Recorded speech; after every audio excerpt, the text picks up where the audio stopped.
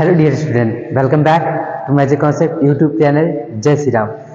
तो मैं आप लोग से इस लेक्चर में जो ये लेक्चर हमारा होने जा रहा है one sort of alcohol phenol ether, यानी अल्कोहल फिनॉल और ईथर का जो क्लास 12 का आपका लेक्चर है, इस लेक्चर में हम लोग सब पूरा अल्कोहल फिनॉल ईथर पूरा ही कंप्लीट करेंगे एक ही वीडियो में। तो चैनल के साथ में आप लोग जुड़े रहिए, ठीक है। और हाँ, वीडियो को लाइक से सब्सक्राइब जरूर कर दीजिए। अपने लोग जो आपके क्लासमेट्स हैं उनको भी जरूर क्या कर दीजिए, वीडियो को शेयर जरूर कर दीजिए, जिससे आप लोग का तो भला हो ही और उन लोग का भी भला हो जाए। कम अच्छे नंबर कम से कम वो भी ला सके आप लोगों की तरह, ठीक है। तो let's start the new lecture, new one shot of alcohol phenol ether. और हाँ, मैं अल्कोहल फिनॉल ईथर के साथ में आप लोग को सारे एल्डिहाइड कीटोन के और कार्बोक्सिलिक एसिड के जो लेक्चर आपको वो भी आप लोग को मंडे को मिल जाएगा, ठीक है। तो उससे बेफिक्र रहिए, आप लोग बस चैनल के साथ जुड़े रहिए। बाकी सब चीजें आप लोग को परफेक्ट टाइम पे परफेक्ट चीजें मिलती रहेगी। साथ में पेपर जो लास्ट ईयर कुछ सॉल्यूशंस वगैरह लास्ट ईयर के क्वेश्चन पेपर हैं, उनकी भी सॉल्यूशंस आप लोग को जल्दी ही मिल जाएंगे। आप लोग को क्वेश्चंस, उनके सॉल्यूशन भी आप लोग को जल्दी ही मिल जाएंगे। तो बस आप लोग को बस चैनल के साथ में जुड़ा रहना है, ठीक है। तो हम लोग स्टार्ट करते हैं इस वीडियो को, इस वन शॉट को अल्कोहल फिनॉल ईथर के शुरुआत से।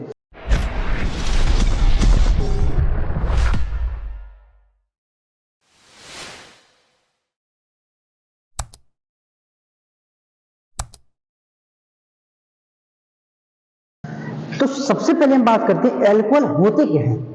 हम बात करेंगे सबसे पहले अल्कोहल होते क्या हैं। तो कहते हैं एल्केन जो होते हैं ना, सबसे पहले किसकी बात करते हैं हम लोग, अल्कोहल की बात करते हैं। और कहते हैं अल्कोहल क्या होते हैं, तो कहते हैं जो एल्केन होते हैं ना, एल्केन होता है। अगर एल्केन से क्या करें, एक हाइड्रोजन को हटा दें और उसकी जगह पर एक हाइड्रोक्साइड ग्रुप यानी कि OH ग्रुप को क्या करते हैं, अगर जोड़ देते हैं, तो उस कंडीशन में अल्कोहल का निर्माण यानी कि अल्कोहल का फॉर्मेशन हो जाता है। तो क्या हुआ आपका, देखो, कार्बन हाइड्रोजन हाइड्रोजन हाइड्रोजन, और इस हाइड्रोजन की जगह पर कौन आ गया, OH आ गया है। तो इस कंडीशन में क्या हुआ, एक हाइड्रोजन यहां से हटा और उसकी जगह पे क्या गया, एक OH ग्रुप अगर आ जाता है तो उसे ही क्या कहते हैं हम लोग, अल्कोहल कहते हैं। क्या कहते हैं उसी को हम लोग क्या कहते हैं, अल्कोहल कहते हैं, ठीक है। उसी प्रकार फिनॉल की अगर हम लोग बात करते हैं, ठीक है, उसी प्रकार फिनॉल की बात कहते हैं तो क्या कहते हैं, जब कोई बेंजीन क्या हो हमारा, एक एरिल ग्रुप हो, एरिल ग्रुप मतलब बेंजीन जैसा कोई ग्रुप हो। तो बेंजीन की बात करते हैं तो बेंजीन के हर एक कार्बन पर एक एक हाइड्रोजन होता है, और एक हाइड्रोजन को अगर हम लोग उसके हाइड्रोजन को हटा करके उसकी जगह एक OH ग्रुप यानी हाइड्रोक्सिल ग्रुप को अगर ऐड कर देते हैं तो उस कंडीशन में वो भी क्या बन जाता है, फिनॉल का फॉर्मेशन कर लेता है। तो ये क्या बन जाएगा आप लोग का, फिनॉल का फॉर्मेशन हो जाएगा। ये अल्कोहल था आपका, ये क्या होगा, फिनॉल। अब बात करते हैं हम लोग ईथर की भी बात कर लेते हैं। तो ईथर क्या होता है, ईथर में भी वही चीज कहता है कि अगर हम लोग क्या करें, कोई भी हमारे पास एल्केन है, अगर कोई भी हमारे पास एक एल्केन है और उसका रिप्लेसमेंट कर दे हम लोग एक H को हटा दें और उसकी जगह पर अगर हम लोग एक एल्कोक्सी ग्रुप को ऐड कर दें, किसको ग्रुप करना है आपकी बार, एल्कोक्सी समूह को अगर जोड़ देते हैं तो वो ईथर का निर्माण कर लेता है। कैसे, एल्कोक्सी समूह क्या कहलाता है, OR, यानी अब की बार क्या होगा, H नहीं लगा O के साथ में, O के साथ में कौन लगा, R, एल्किल समूह लगा हुआ है, एल्किल ग्रुप लगा हुआ है। और एल्किल ग्रुप के साथ में अगर ऑक्सीजन लगा हुआ होता है तो उसे को कहते हैं हम लोग एल्कोक्सी समूह कहते हैं। तो देखो इस कंडीशन में क्या हो जाएगा आपका, H और इधर क्या आ जाएगा, OR आ जाएगा। तो ये जो बन गया आप लोग का, ये क्या बन गया आपका, ईथर का निर्माण हो जाता है, ईथर का फॉर्मेशन हो जाता है। तो अल्कोहल की बात करते हैं, एल्केन से हाइड्रोजन हटाया OH जोड़ा अल्कोहल, बेंजीन से हाइड्रोजन हटाया OH जोड़ा फिनॉल, और एल्केन से अगर हाइड्रोजन हटाया और उसकी जगह पे एल्कोक्सी समूह यानी OR को लगाते हैं तो क्या होता है, हमारा ईथर का निर्माण हो जाता है। तो एल्थिल अल्कोहल की बात करते हैं, 2 कार्बन का जो अल्कोहल होता है ये सबसे अच्छा अल्कोहल होता है, इसी को सब लोग कंज्यूम ही करते हैं। यही क्या होता है, सबसे ज्यादा मेडिसिन में क्या होता है, यूज होता है। कैसी मेडिसिन, आप लोगों ने जब भी कोई खांसी की दवा देखी होगी तो उसमें क्या होता है, उसमें पिगमेंट्स वगैरह लिखे होते हैं, इसमें जो जो चीजें मिली होती है सबके बारे में लिखा होता है। तो उसमें लिखा होता है, बाकायदा लिखा होता है कि कितने % इसमें अल्कोहल भी मिला हुआ है। खांसी, जुखार, बुखार की बात करें, अगर मोस्टली बात करते हैं, इन सब में क्या होता है एज अ अल्कोहल उसमें थोड़ी सी मात्रा में क्या होता है, मिला होता है। आप लोगों ने देखा होगा जो लोग गांव से बिलोंग करते हैं खास करके उन लोगों ने देखा होगा कि जो घर पे लोग होते हैं, काफी लोग क्या होते हैं, एक बोतल में रखे रहते थे। अगर छोटे से बच्चे को कोई जुकाम वगैरह खांसी वगैरह होता है ना, सर्दी होती है उसको, तो उसको गले में हाथ लगा देते हैं। तो उस क्योंकि अल्कोहल बहुत गर्म होता है तो उसकी क्या हो जाती है, सर्दी जुकाम जो होती है वो क्या हो जाती है, जल्दी ही सही हो जाती है। कोई लगा देता है, कोई 1-2 ml क्या कर देता है, उसको पिला भी देता है। ठीक है, तो उसमें अल्कोहल जो पी रहे वो कौन सा वाला, एथिल अल्कोहल है। दवाइयों में कौन सा यूज कर रहे हैं, एथिल अल्कोहल यूज कर रहे हैं। सैनिटाइजर की बात करते हैं, सैनिटाइजर जो आजकल जो कोविड-19 के बाद ऐसा आया कि सब कोई सैनिटाइजर जान लगा, उससे पहले सैनिटाइजर के बारे में कोई कुछ जानता भी नहीं था अगर रियलिटी में देखा जाए तो सैनिटाइजर भी जो होता है उसमें लगभग 90% अल्कोहल तक क्या होते हैं, यूज होता है। आप लोगों ने देखा, मैंने सैनिटाइजर के ऊपर एक्सपेरिमेंट भी किया था आप लोग को, वो डिकम्पोजिशन या फिर एक उसका डिहाइड्रोहेलोजिनेशन ऑफ अल्कोहल की तरीके से वो क्या करता है, बिहेव करता है। और कहूँ तो आप लोग फिर से मैं आप लोग के लिए दिखा भी सकता हूँ। एक स्टूडेंट ने कह रहा था कि असर नहीं, आज मैं ट्राई करता हूँ। ठीक है, और उसने ट्राई करा, उसको बोला भी था ऐसा नहीं करना है, लेकिन उसने अपना पूरा हाथ जला दिया था। ठीक है, क्यों, इसीलिए बोलते हैं कि do not try at home, इसीलिए बोलते हैं क्योंकि जब चीज उसकी चीज के बारे में नहीं पता होता है तो उस चीज को नहीं किया जाता। मैंने उसको बोला भी था ऐसा नहीं करना, लेकिन फिर भी ठीक है, होने को कौन टाल सकता है। ठीक है, चलो, तो अब ये क्या बता, मेथिल अल्कोहल। मेथिल अल्कोहल क्या होता है, आपका जहरीली शराब मानी जाती है। इसको कभी सुना होगा आप लोगों ने, न्यूज में सुना होगा कि जहरीली शराब पीने से 50 लोग की मौत हो गई, 30 लोग की मौत हो गई। ठीक है, तो ये जो जहरीली शराब होती है एक्चुअली क्या होती है, आपका मेथिल अल्कोहल ही होता है वो। ठीक है, इसी वजह से ना जहरीली और ना ही कोई अच्छी शराब, इसलिए रियलिटी है शराब को डू नॉट कंज्यूम, उसको मत पियो, ना ही पीने की सलाह दो किसी को। ठीक है, हम बात चलते हैं इसके आगे, बात करते हैं क्लासिफिकेशन ऑफ अल्कोहल की बात करते हैं तो ज्यादा बेटर है। तो क्लासिफिकेशन ऑफ अल्कोहल की बात करते हैं तो जिस प्रकार से हम लोग क्लासिफिकेशन ऑफ अल्कोहल हैलाइड पढ़ा था उसी प्रकार से क्या पढ़ेंगे हम लोग क्लासिफिकेशन ऑफ अल्कोहल के बारे में डिस्कस करेंगे। तो सबसे पहले हम लोग बात करते हैं अल्कोहल के जो on the basis of the hydrogen hydroxide group. ठीक है, तो सबसे पहले हम किसकी बात करते हैं, on the basis of OH group, यानी OH ग्रुप के आधार पर, किसके आधार पर, OH ग्रुप या समूह के आधार पर। अब OH समूह के अगर आधार की बात करते हैं तो अगर एक OH समूह लगा हुआ हो, जैसे मान लो लिखा CH3OH, तो इसे कहते हैं मोनोहाइड्रिक अल्कोहल। इसे क्या कहते हैं, मोनोहाइड्रिक अल्कोहल, यानी एक अल्कोहलिक विस्थापन इसको कहते हैं, हम लोग हिंदी में भी कह देते हैं, या फिर कह देते हैं एक OH ग्रुप वाला, साधारण सी बात में रखो। फिर आते हैं दो, जिसमें क्या लगा है, तो द्विहाइड्रिक अल्कोहल, द्विहाइड्रिक अल्कोहल या डाइहाइड्रिक अल्कोहल के नाम से क्या करते हैं, जानते भी हैं। अब इस कंडीशन में दो प्रकार के अल्कोहल आप लोग के क्या हो सकते हैं, बन सकते हैं, एक ए वाला, इसको कहते हैं जेम डाई अल्कोहल के नाम से, सॉरी बिस डाई अल्कोहल के नाम से भी जानेंगे। और दूसरी की अगर बात करेंगे हम लोग, इस प्रकार से भी आप लोग बनाना सोच सकते हैं, लेकिन बनाएंगे नहीं। क्यों नहीं बनाएंगे, ये भी तो इस एक ही कार्बन के ऊपर, इसमें भी तो दो OH ग्रुप लगे हुए हैं, तो ये भी तो हमारा क्या है, डाइहाइड्रिक अल्कोहल है। लेकिन नहीं, क्यों नहीं, क्योंकि ये क्या करता है, आप लोग याद रखना, पूरी केमिस्ट्री के लिए मैं बता रहा हूँ, पूरी ऑर्गेनिक केमिस्ट्री के लिए मैं बता रहा हूँ, अगर किसी कार्बन पर, एक ही कार्बन पर दो या दो से ज्यादा OH ग्रुप हो तो वहां से तुरंत ही वाटर मॉलिक्यूल क्या हो जाता है, रिलीज हो जाता है। तो यहां से तुरंत क्या निकल जाएगा, वाटर मॉलिक्यूल निकल जाएगा, और बचेगा क्या, देखो आपके पास CH3 और CHO, क्या बचेगा आपका, CHO, यानी क्या बन गया आपका, एल्डिहाइड में कन्वर्ट हो गया। ये क्यों कन्वर्ट हुआ, तो यहां लगता है स्टेरिक हिंड्रेंस प्रभाव, स्टेरिक हिंड्रेंस इफेक्ट लगता है, और उसके कारण क्या होता है, कभी भी किसी एक कार्बन पर दो समान ग्रुप, एक जैसे ग्रुप नहीं रह सकते हैं। कहते हैं ना, एक ही तलवार, एक ही मैन में दो तलवार नहीं रह सकती, एक ही रूम में दो दुश्मन नहीं रह सकते, एक घर में दो दुश्मन नहीं रह सकते। तो उसी प्रकार की यहाँ बात करते हैं कि एक ही कार्बन के ऊपर दो OH ग्रुप नहीं हो सकते, या दो से ज्यादा OH ग्रुप नहीं हो सकते। वहां तुरंत ही क्या होगा, वाटर मॉलिक्यूल रिलीज हो जाता है due to steric hindrance effect, steric hindrance प्रभाव के कारण। तो उसी प्रकार में अगर तीन कार्बन की बात करता हूं, CH2OH, CHOH और CH2OH। इसी प्रकार से अगर मैं ट्राईहाइड्रिक अल्कोहल यानी ट्राई तृतीयक हाइड्रिक अल्कोहल की मैं बात करूंगा अगर, तो उस कंडीशन में इस प्रकार से बनाएंगे। हम इसको नहीं लिखेंगे, अगर आप सोच रहे हो इसको क्यों नहीं लिखा सबने, तो इसको नहीं लिखेंगे। इसको जैसे ही लिखेंगे तो क्या होगा, एक में तीन OH, तुरंत ही क्या निकलेगा, वाटर निकलेगा, और जैसे ही वाटर निकलेगा तो देखो क्या बचेगा आपके, ये ये CH का H इधर और यहाँ क्या बचा देखो O और OH है, तो डबल बॉन्ड O यानी OOH, यानी कि इसमें कन्वर्ट हो गया तुरंत ही फॉर्मिक एसिड में, क्या हो जाता है फर्मेंटेड फॉर्मिक एसिड में क्या हो जाता है तुरंत ही बदल जाता है। ठीक है, तो इस बात को आप लोग याद रखें, ये क्या होते हैं OH ग्रुप के आधार पर।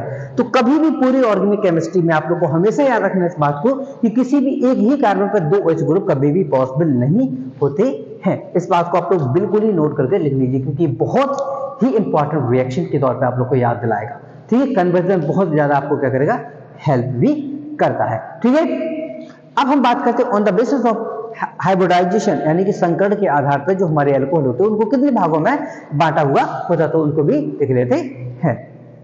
तो संकरण के आधार पर यानी कि sp2 मतलब on the basis of hybridization की अगर बात करते हैं तो इनको दो भागों में क्या करते थे, बांट देते। एक तो होता है sp3 संकरण के आधार पर और एक होता है आपका sp2 संकरण के आधार पर। अगर हम बात करते हैं sp3 संकरण के आधार पर बात करते हैं तो कहते हैं कि 5 प्रकार का होता है प्राथमिक अल्कोहल, मतलब इसको कहते हैं हम लोग प्राइमरी अल्कोहल, यानी कि 1 डिग्री अल्कोहल के नाम से क्या करते से जानते हैं। क्या कहेंगे, 1 डिग्री अल्कोहल कहेंगे। द्वितीय अल्कोहल मतलब सेकेंडरी अल्कोहल, यानी कि 2 डिग्री अल्कोहल के नाम से क्या करेंगे, इसे जानते हैं। तृतीय अल्कोहल मतलब 3 डिग्री अल्कोहल, आपको क्या होगा 3 डिग्री अल्कोहल के नाम से जानते हैं। और ये एलाइलिक और बेंजाइलिक अल्कोहल होता है। तो प्राथमिक अल्कोहल के लिए में क्या रखना याद कि OH क्या है, OH जिस कार्बन से जुड़ा हुआ हो अगर उससे एक एल्काइल ग्रुप लगा हुआ हो तो उसे क्या कहते हैं, प्राइमरी यानी कि प्राथमिक अल्कोहल कहते हैं, यानी 1 डिग्री अल्कोहल कहेंगे। फिर OH ग्रुप जिस कार्बन से लगा हुआ हो अगर उससे 2 एल्काइल ग्रुप लगे हुए हो, कितने एल्काइल ग्रुप लगे हुए हो, 2 एल्काइल ग्रुप लगे हुए हो तो उसे कहते हैं हम लोग सेकेंडरी अल्कोहल कहते हैं। लेकिन अगर अल्कोहल जिस OH ग्रुप जिस कार्बन से लगा हुआ हो अगर उससे 3 एल्काइल ग्रुप लगे हुए हो, कितने एल्काइल ग्रुप लगे हुए हो, 3 एल्काइल ग्रुप अगर लगे हुए हैं तो उसे कहते हैं हम लोग 3 डिग्री अल्कोहल के नाम से क्या करते हैं, जानते हैं, यानी कि टर्सरी अल्कोहल के नाम से क्या करते हैं, उसको जानते हैं। रही बात एलाइलिक अल्कोहल की, तो एलाइलिक अल्कोहल में आप लोग को याद रखना है कि OH ग्रुप जिस कार्बन से लगा हुआ हो उससे जुड़ा कार्बन अगर डबल बॉन्ड कार्बन के साथ जुड़ा हुआ होगा तो उसे कहते हैं हम लोग एलाइलिक अल्कोहल के नाम से क्या करते हैं, जानते हैं। क्या है एलाइलिक अल्कोहल का मतलब, OH group attached with such carbon that is attached another that is corresponding, क्या बोलोगे, OH group attached with such carbon which is corresponding carbon atom attached with double bonded carbon atom are known as allylic alcohol. ठीक है, वहीं अगर हम लोग benzylic alcohol की बात करते हैं तो इस कंडीशन में आप लोग को याद रखना है कि बेंजीन क्या है हमारा, बेंजीन से OH लगा होगा तो ये क्या हो जाएगा आपका फिनॉल। तो फिनॉल की बात नहीं कर रहे हैं हम लोग, यहां हम बात कर रहे हैं एलाइलिक की। तो क्या रखो कि बेंजीन से अगर CH2 लगा हुआ है और उससे लगा हुआ है OH तो इसे क्या कहते हैं हम लोग, बेंजाइलिक अल्कोहल के नाम से क्या करते हैं, जानते हैं। तो बेंजीन से लगा CH2 से लगा OH तो उसे क्या कहते हैं हम लोग, बेंजाइल अल्कोहल के नाम से क्या कहते हैं, उसको जानते हैं। फिर आता है आपका बिनाइल अल्कोहल। क्या नाम आता है आपका, बिनाइल अल्कोहल। बिनाइल अल्कोहल के लिए बोलते हैं तो OH ग्रुप जिस कार्बन से लगा हुआ हो वो अगर डबल बॉन्डेड कार्बन एटम के साथ जुड़ा हुआ होगा तो उसी को क्या कहते हैं हम लोग, विनाइल अल्कोहल के नाम से क्या करते हैं, जानते हैं। क्या है, OH group attach with such carbon which is attached directly double bonded carbon atom are known as vinyl alcohol। उसे क्या कहते हैं हम लोग, विनाइल अल्कोहल के नाम से क्या करते हैं, जानते हैं। वहीं अगर बात करते हैं हम लोग फिनॉल की, तो फिनॉल के लिए क्या बोलते हैं कि बेंजीन के ऊपर अगर डायरेक्टली OH ग्रुप आता है तो उसी को क्या कहते हैं हम लोग, फिनॉल कहते हैं। इसको क्या कहेंगे हम लोग, फिनॉल कहते हैं। तो 1 डिग्री अल्कोहल के लिए क्या बोलोगे, OH ग्रुप एक जिस कार्बन से अटैच है अगर उससे एक एल्काइल ग्रुप लगा हुआ है। जैसे नहीं याद होगा तो देख लेना, OH ग्रुप जिस कार्बन से होगा उसके पास 2 हाइड्रोजन है तो प्राइमरी, 1 हाइड्रोजन है तो सेकेंडरी अल्कोहल यानी कि द्वितीयक अल्कोहल। और अगर एक भी हाइड्रोजन नहीं है उस कार्बन पर जिससे OH ग्रुप अटैच है तो वो क्या होता है आपका, टर्सरी अल्कोहल कहलाता है, यानी 3 डिग्री अल्कोहल कहलाता है आपका। ठीक है, एलाइलिक के लिए क्या बोला कि OH ग्रुप जिस कार्बन से अटैच होगा उससे जुड़ा कार्बन डबल बॉन्ड के साथ में अगर जुड़ा हुआ होगा तो वो क्या कहलाएगा आपका, एलाइलिक। और बेंजाइलिक में क्या है, बेंजीन के ऊपर CH2 और CH2 से अगर OH ग्रुप जुड़ा हुआ है तो उसको क्या कहते हैं हम लोग, बेंजाइलिक अल्कोहल के नाम से जानते हैं। विनाइल अल्कोहल के लिए क्या बोलते हैं, OH ग्रुप जिस कार्बन से जुड़ा है अगर वो डबल बॉन्डेड कार्बन एटम के साथ जुड़ा हुआ होगा तो उसे क्या कहते हैं हम लोग विनाइलिक अल्कोहल के नाम से जानते हैं। वहीं अगर फिनॉल की बात करते हैं तो फिनॉल के लिए क्या बोलते हैं, सिंपल बेंजीन के ऊपर अगर OH ग्रुप लगा हुआ होता है तो उसे को कहते हैं हम लोग फिनॉल कहते हैं। ठीक है, इसकी अगर बात करते हैं हम लोग, इसके बाद में आता हमारा ईथर आता है। तो ईथर की भी दो प्रकार में क्या होता है वो टूटा होता है, एक होता है सिमेट्रिकल ईथर, एक क्या होता है अनसिमेट्रिकल ईथर, यानी कि सममित ईथर और असममित ईथर की बात करते हैं। ठीक है, तो अब बात करते हैं हम लोग सिमेट्रिकल ईथर यानी कि सममित ईथर किसे कहते हैं और असममित ईथर किसे कहते हैं। तो सिंपल सी बात, बहुत सिंपल सी बात है, आप लोग को बस इतनी सी बात याद रखना है कि अगर दोनों तरफ किधर, अगर दोनों तरफ कार्बन परमाणुओं की संख्या समान हो, किसके, ऑक्सीजन, क्योंकि ईथर का ग्रुप क्या होता है, तो ईथर की अगर बात करते हैं ROR, ये क्या होता है, ईथर का क्रियात्मक समूह होता है, बीच में अगर ऑक्सीजन लगा हुआ है तो वो क्या कहलाता है, ईथर कहलाता है। तो अगर कार्बन के दोनों तरफ ऑक्सीजन क्या है तुम्हारी समान है तो वो सममित ईथर कहलाता है। जैसे अगर मान लो लिखा CH3OCH3, ये क्या है तुम्हारा सममित ईथर, क्यों, क्योंकि ऑक्सीजन की इधर भी एक कार्बन, इधर भी क्या है दो कार्बन है। जैसे क्या लिखा तुम्हारा CH3CH2OCH2CH3, ये भी क्या आपका सममित ईथर है। इधर बेंजीन लगा हुआ है आपका मान लो, और इधर भी क्या लगा है आपका बेंजीन लगा हुआ है, तो ये भी क्या आपका सममित ईथर, क्यों, क्योंकि दोनों तरफ समान क्रियात्मक समूह है, दोनों तरफ समान कार्बन की संख्या है, तो इसे क्या कहते हैं हम लोग सममित ईथर के नाम से क्या करते हैं जानते हैं, यानी कि सिमेट्रिकल ईथर। अनसिमेट्रिकल ईथर की मतलब ऐसी ईथर जिनमें दोनों तरफ carbon, number of carbon atom अगर सेम नहीं होती है तो उसे को क्या कहते हैं हम लोग अनसिमेट्रिकल ईथर के नाम से क्या करते हैं जानते हैं। जैसे ROR' मतलब अब क्या है एल्किल समूह समान नहीं है। जैसे अगर मैं लिखूं CH3O C2H5, अब इधर दो कार्बन है, इधर एक कार्बन है, तो this is not a symmetrical ether, ये क्या है आपका सममित ईथर नहीं है, this is the unsymmetrical ether, ये क्या है आपका असममित ईथर है। एग्जांपल और देखो, जैसे मान लो लिखा आपका CH3O और इधर लगा दिया मैंने बेंजीन लगा दिया मान लो, ये भी क्या आपका अनसिमेट्रिकल ईथर है, तो ये क्या है तुम्हारा, क्यों, क्योंकि एक लगा हुआ है यहाँ पे आपका एल्कीन और एक लगा है एरोमेटिक, एक एलिफेटिक एक एरोमेटिक भी क्या है आपका है। इसी प्रकार अगर इसको करना चाहो कि एलिफेटिक ईथर और एरोमेटिक ईथर, तो एलिफेटिक ईथर वो ईथर कहलाते हैं जिनमें क्या होता है केवल और केवल हमारे पास क्या होती है कार्बन की चेन होती है, सिंपल कार्बन की चेन होती है, और एरोमेटिक ईथर उन्हीं ईथर को कहते हैं जिनमें बेंजीन क्या होती है हमारे जुड़ी हुई होती है, तो ये क्या कहते हैं हम लोग एरोमेटिक ईथर के नाम से क्या करते हैं उन्हें जानते हैं। ठीक है, इस तरीके से भी क्या करना है इनको, इनके बारे में आप लोग को भी याद रखना है। हाँ, एक क्वेश्चन देकर रखा, आप लोगों को क्वेश्चन कराता हूं कि प्राइमरी सेकेंडरी और टर्शियरी अल्कोहल के बारे में कैसे पहचान करते हैं, तो इनको भी आप लोग एक बार जरूर देख लो। ठीक है, तो और आसानी से समझ जाओगे किस तरीके से मैं आपको समझाने की कोशिश कर रहा हूं। ठीक है, तो इन क्वेश्चन जो आप लोग देख पा रहे हैं ये सारे क्वेश्चंस, इनमें आप लोग को बस ये पहचानना है कौन सा आपका प्राइमरी अल्कोहल है यानी प्राथमिक अल्कोहल है, कौन सा द्वितीयक यानी सेकेंडरी अल्कोहल है, कौन सा तृतीयक अल्कोहल है, इसमें है टर्शियरी अल्कोहल है। तो सबसे पहले इसकी बात करते हैं, तो देखो मेरी ट्रिक देखो, अगर आप लोग तो कभी नहीं भूलोगे। कैसे, मैंने क्या बोला आप लोगों से, OH ग्रुप जिस कार्बन से जुड़ा हुआ है उस पे अगर दो हाइड्रोजन है तो प्राथमिक यानी कि 1 डिग्री अल्कोहल, तो ये क्या हो जाएगा आपका 1 डिग्री अल्कोहल आपका हो गया है। ठीक है, क्यों, क्योंकि OH ग्रुप जिस कार्बन से लगा है उस पे अगर दो हाइड्रोजन है तो वो 1 डिग्री। देखो OH ग्रुप जिस कार्बन से लगा हुआ है उस पे अगर दो हाइड्रोजन तो वो 1 डिग्री अल्कोहल आपका होता है। OH ग्रुप जिस कार्बन से लगा हुआ है अगर उस पे दो हाइड्रोजन है तो वो 1 डिग्री अल्कोहल होगा आपका। ठीक है, यहां देखो जरा, OH ग्रुप है जिस कार्बन से लगा हुआ उसके पास केवल एक हाइड्रोजन है, और एक हाइड्रोजन है तो आपको क्या होगा, वो 2 डिग्री अल्कोहल कहलाएगा। यहां देखो जरा, OH ग्रुप जिस कार्बन से लगा हुआ है इसके पास एक भी हाइड्रोजन नहीं, इस कार्बन के पास एक भी हाइड्रोजन नहीं है, और नहीं है तो क्या कहलाएगा आपका 3 डिग्री अल्कोहल आपका कहलाएगा।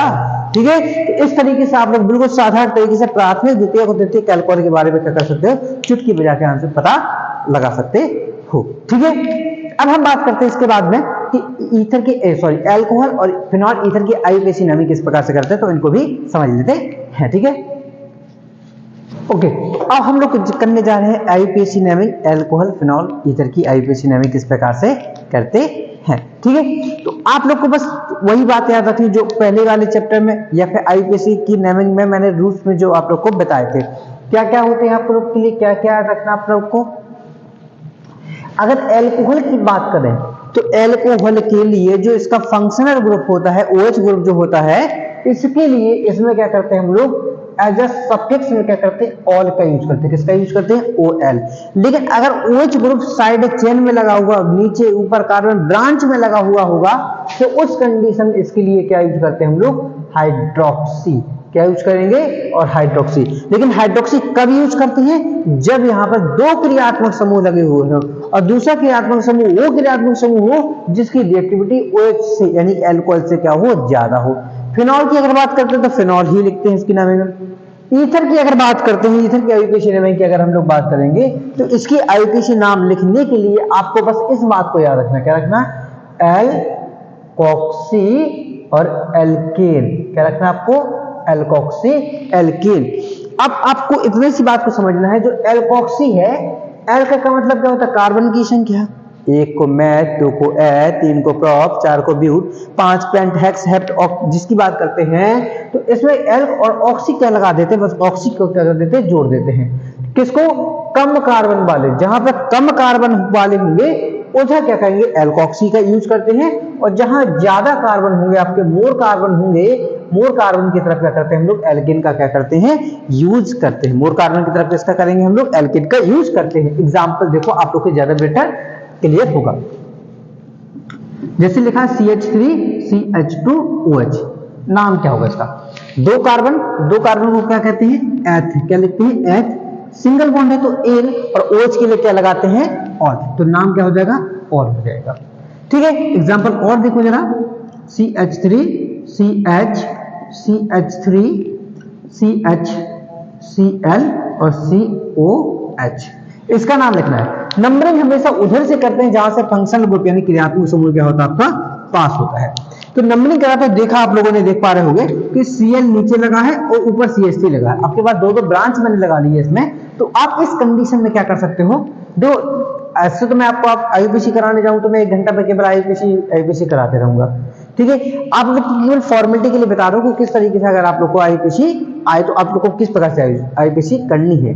ठीक है, एल्कोहल की वैसे अगर आप लोग को आईयूपीएसी में कोई भी दिक्कत होती तो आप लोग एक कमेंट कर देना, तो उसके लिए मैं एक आईयूपीएसी का फुल वीडियो आप लोग के लिए लेकर आ जाऊंगा, तो उसमें पूरे आईयूपीएसी के बारे में डिस्कस कर लेंगे हम लोग। ठीक है, तो देखो 1 पे क्लोरीन और 2 पे क्या लगा, CH3 एंड मेथल। लेकिन इन दोनों में देखेंगे तो दोनों में से नाम किसका पहले लिखेंगे, तो जिसका नाम ABCD में पहले आता है, क्लोरीन C, मेथल M, तो C पहले आता तो क्या लिखेंगे, 1 क्लोरो। दूसरे पे क्या लगा आपका, मेथल, 2 मेथल, और कितने कार्बन है यहाँ पर, 3 कार्बन, और 3 कार्बन को क्या कहते हैं हम लोग, प्रोप, तो क्या लिखेंगे, प्रोपेन 1, और इसका क्या हो जाएगा, नाम हो जाएगा। तो कुछ इस प्रकार से क्या करते हैं हम लोग, अल्कोहल की क्या करते हैं, आईयूपीएसी नाम कर लेते हैं। जैसे एग्जांपल और लेते हैं जरा, एक CH2 double bond CH single bond CH2OH, हमें इसका मान लो आईयूपीएसी नाम लिखना है, तो नंबरिंग कहां से करेंगे, OH से, तो 1 2 3 क्या हो जाएगा, 3 कार्बन, साइड चेन नहीं लगी ना, ऊपर नीचे कोई ब्रांच नहीं लगी, तो क्या इसका नाम लिखेंगे, सबसे पहले हम लोग फंक्शनल ग्रुप का क्या करते हैं, नाम लिखेंगे। फंक्शनल ग्रुप के कार्बन का चेन का नाम लिखते हैं, किसका नाम लिखेंगे, सबसे पहले कार्बन का, तो कार्बन 3 कार्बन को क्या कहते हैं, प्रोप, तो क्या लिखेंगे, प्रोप। आपके पास डबल बॉन्ड आया है, कौन से नंबर पे आया है डबल बॉन्ड, दूसरे नंबर पे, तो क्या लिखेंगे, प्रोप 2 इन, और पहले नंबर पर कौन है, OH, तो क्या रखोगे, 2 इन 1, और इसका क्या हो जाएगा, आईयूपीएसी नाम हो जाएगा। उसी प्रकार अगर हम लोग ईथर के आईयूपीएसी नाम की बात करते हैं तो क्या करेंगे, ईथर के आईयूपीएसी नाम, जैसे मान लो लिखा CH3O CH2 और CH3, मान लो इसका नाम लिखना है हमें।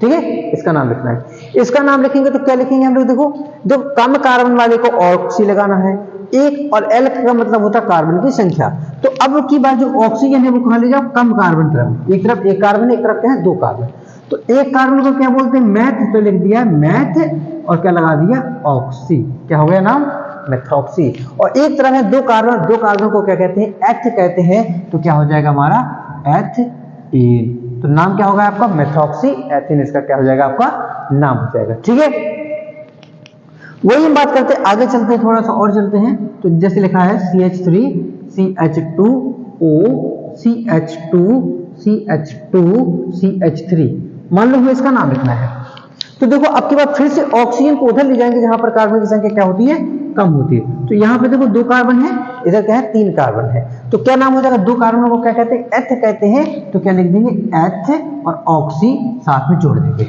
और उधर कितने कार्बन थे, 3, और 3 कार्बनों को क्या कहते हैं, प्रोप कहते हैं। तो क्या हो जाएगा आपका प्रोपेन आपका नाम हो जाएगा। तो क्या नाम हो जाएगा इसका, एथॉक्सी प्रोपेन क्या हो जाएगा, नाम हो जाएगा। तो कुछ इस प्रकार से क्या करते हैं हम लोग एल्कोहल और मतलब ईथर की आयुक्रेशन नेमिंग कर लेते हैं। रही बात फिनॉल की अगर बात की, तो फिनॉल में क्या करते हैं हम लोग, किसी की भी अगर आयुक्रेशन नाम लिखना है तो इसको तो क्या कहते हैं, फिनॉल कहते हैं ना, इसको तो फिनॉल कहते हैं।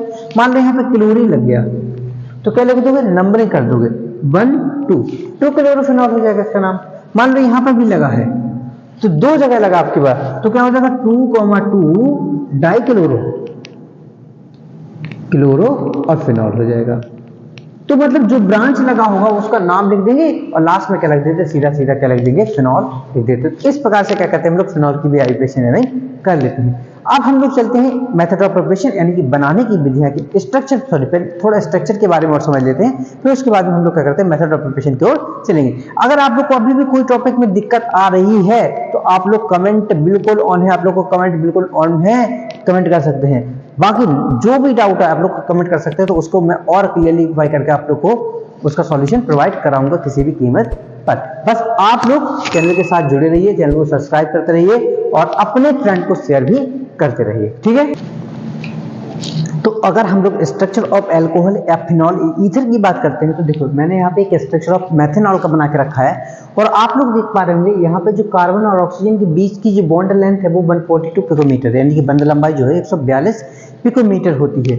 वहीं अगर कार्बन और इस हाइड्रोजन के बीच में जो ऑक्सीजन बन रहा है इसके ऊपर sp3 संकरण निकलता है और sp3 संकरण होने की वजह से इसका जो बंध कोण होता है यानी कि बॉन्ड एंगल जो होता है वो 108 दशमलव, वैसे तो होता है 109.28 सेकंड कह सकते हो, लेकिन एक्चुअली 108.9 डिग्री यहाँ पे क्या होता है इसका बॉन्ड एंगल निकल के आता है। क्योंकि कार्बन जो होता है इलेक्ट्रॉन रिपलिंग ग्रुप होता है, इलेक्ट्रॉन को खींचने का काम करता है, जिसकी वजह से इसका बॉन्ड एंगल कुछ क्या हो जाता है, घट जाता है। वही अगर हम लोग बात करते हैं एक्चुअली जो कार्बन होते हैं ना, जितने कार्बन होते हैं ये प्लस आई प्रभाव को क्या करते हैं, प्रदर्शित, प्लस आई इफेक्ट को करते हैं, रिप्रेजेंट करते हैं। वही बेंजीन जो होता है वो माइनस आई इलेक्ट्रॉन को रिप्रेजेंट करता है, इसकी वजह से पुल करता है।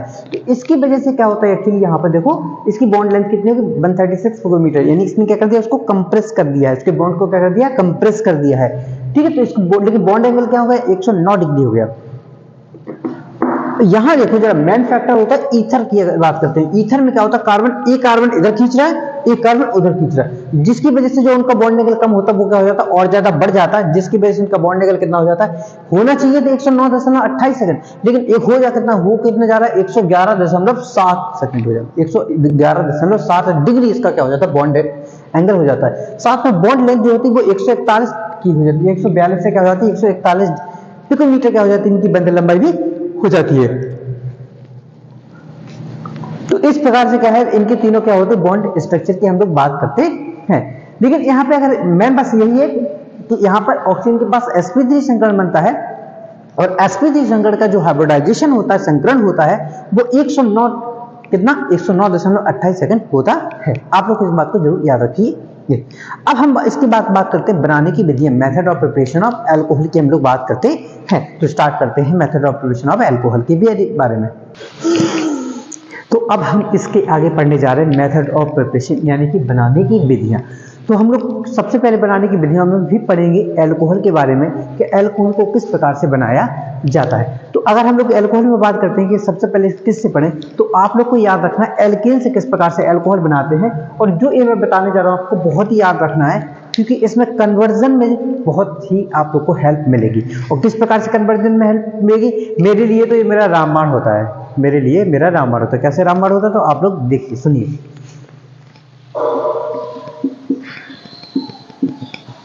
क्या है, एल्केन। अगर एल्केन का ऑक्सीकरण कराते हैं, क्या कराते हैं, एल्केन का अगर ऑक्सीकरण कराते हैं तो इस कंडीशन में ये अल्कोहल बनाता है। क्या बनाता है, अल्कोहल। लेकिन अगर अल्कोहल का भी क्या करते हैं हम लोग, ऑक्सीडेशन कर दें, अल्कोहल का भी ऑक्सीडेशन कर देते हैं, तो उस कंडीशन में जो हमें देखने को मिलता है वो देखने को मिलेगा एल्डिहाइड। क्या देखने को मिलेगा, एल्डिहाइड। और एल्डिहाइड का भी ऑक्सीकरण करा दें तो उस कंडीशन पे हमें क्या देखने को मिलता है कि वो कार्बोक्सिलिक एसिड हमें क्या हो जाता है, प्राप्त हो जाता है। अब इसमें कौन सा आप लोग को ऑक्सीडाइजिंग एजेंट याद रखना है। तो देखो ऑक्सीडाइजिंग एजेंट वैसे तो हर एक रिएक्शन के लिए अलग अलग स्पेसिफिक होता है, लेकिन बोर्ड एग्जाम में अगर आप लोग कहो तो ऐसी कोई गड़बड़ नहीं होती है। बोर्ड एग्जाम के लिए अगर बोलो कि कोई की जगह दूसरा ऑक्सीडाइजिंग एजेंट भी यूज कर लोगे तो वो गलत नहीं होगा, लेकिन बस कुछ रीजेंट को याद रखना, खासकर कौन कौन से आप लोग को यूज जो करने हैं। आप लोग को अगर मैं बोलूं कि ऑक्सीडाइजिंग जो नॉर्मल है उनके लिए आप लोग को कॉपर को 300 डिग्री सेल्सियस पे गर्म कर लो, कॉपर को 300 डिग्री सेल्सियस पे क्या कर लो, गर्म कर लो। नॉर्मल ले लो, HNO3 ले लो,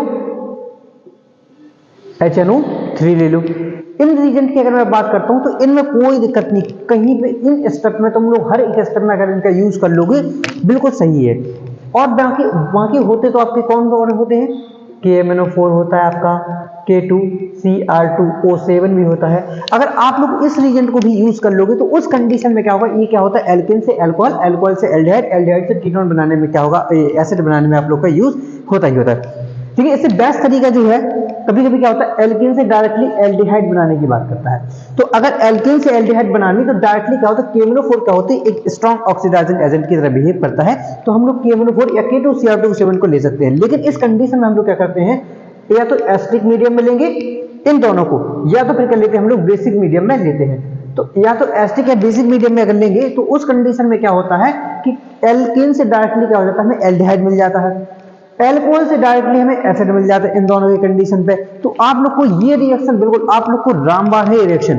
इस रिएक्शन के द्वारा आप लोग पूरी ऑर्गेनिक केमिस्ट्री कन्वर्जन में 30% रोल प्ले करता है। तो कन्वर्जन सबसे ज्यादा आते हैं, तो अगर ये रिएक्शन आप लोग को याद है तो 30% कन्वर्जन में आप लोग का हेल्प करेगा ही करेगा। तो इस तो रामबाण है, मेरा रामबाण है, आप लोग को भी बना लीजिए इसको बिल्कुल अच्छे तरीके से। ठीक है, तो इस प्रकार से क्या करते हैं हम लोग एल्कीन से अल्कोहल का फॉर्मेशन कर लेते हैं।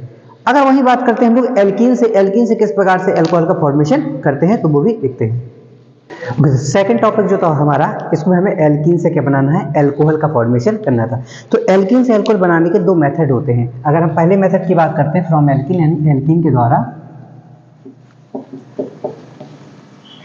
यानी कि मतलब क्या होता है डबल बॉन्ड, जहां कार्बन कार्बन के बीच में क्या होता है डबल बॉन्ड लगा होता है, तो उसे क्या कहते हैं एल्कीन कहते हैं।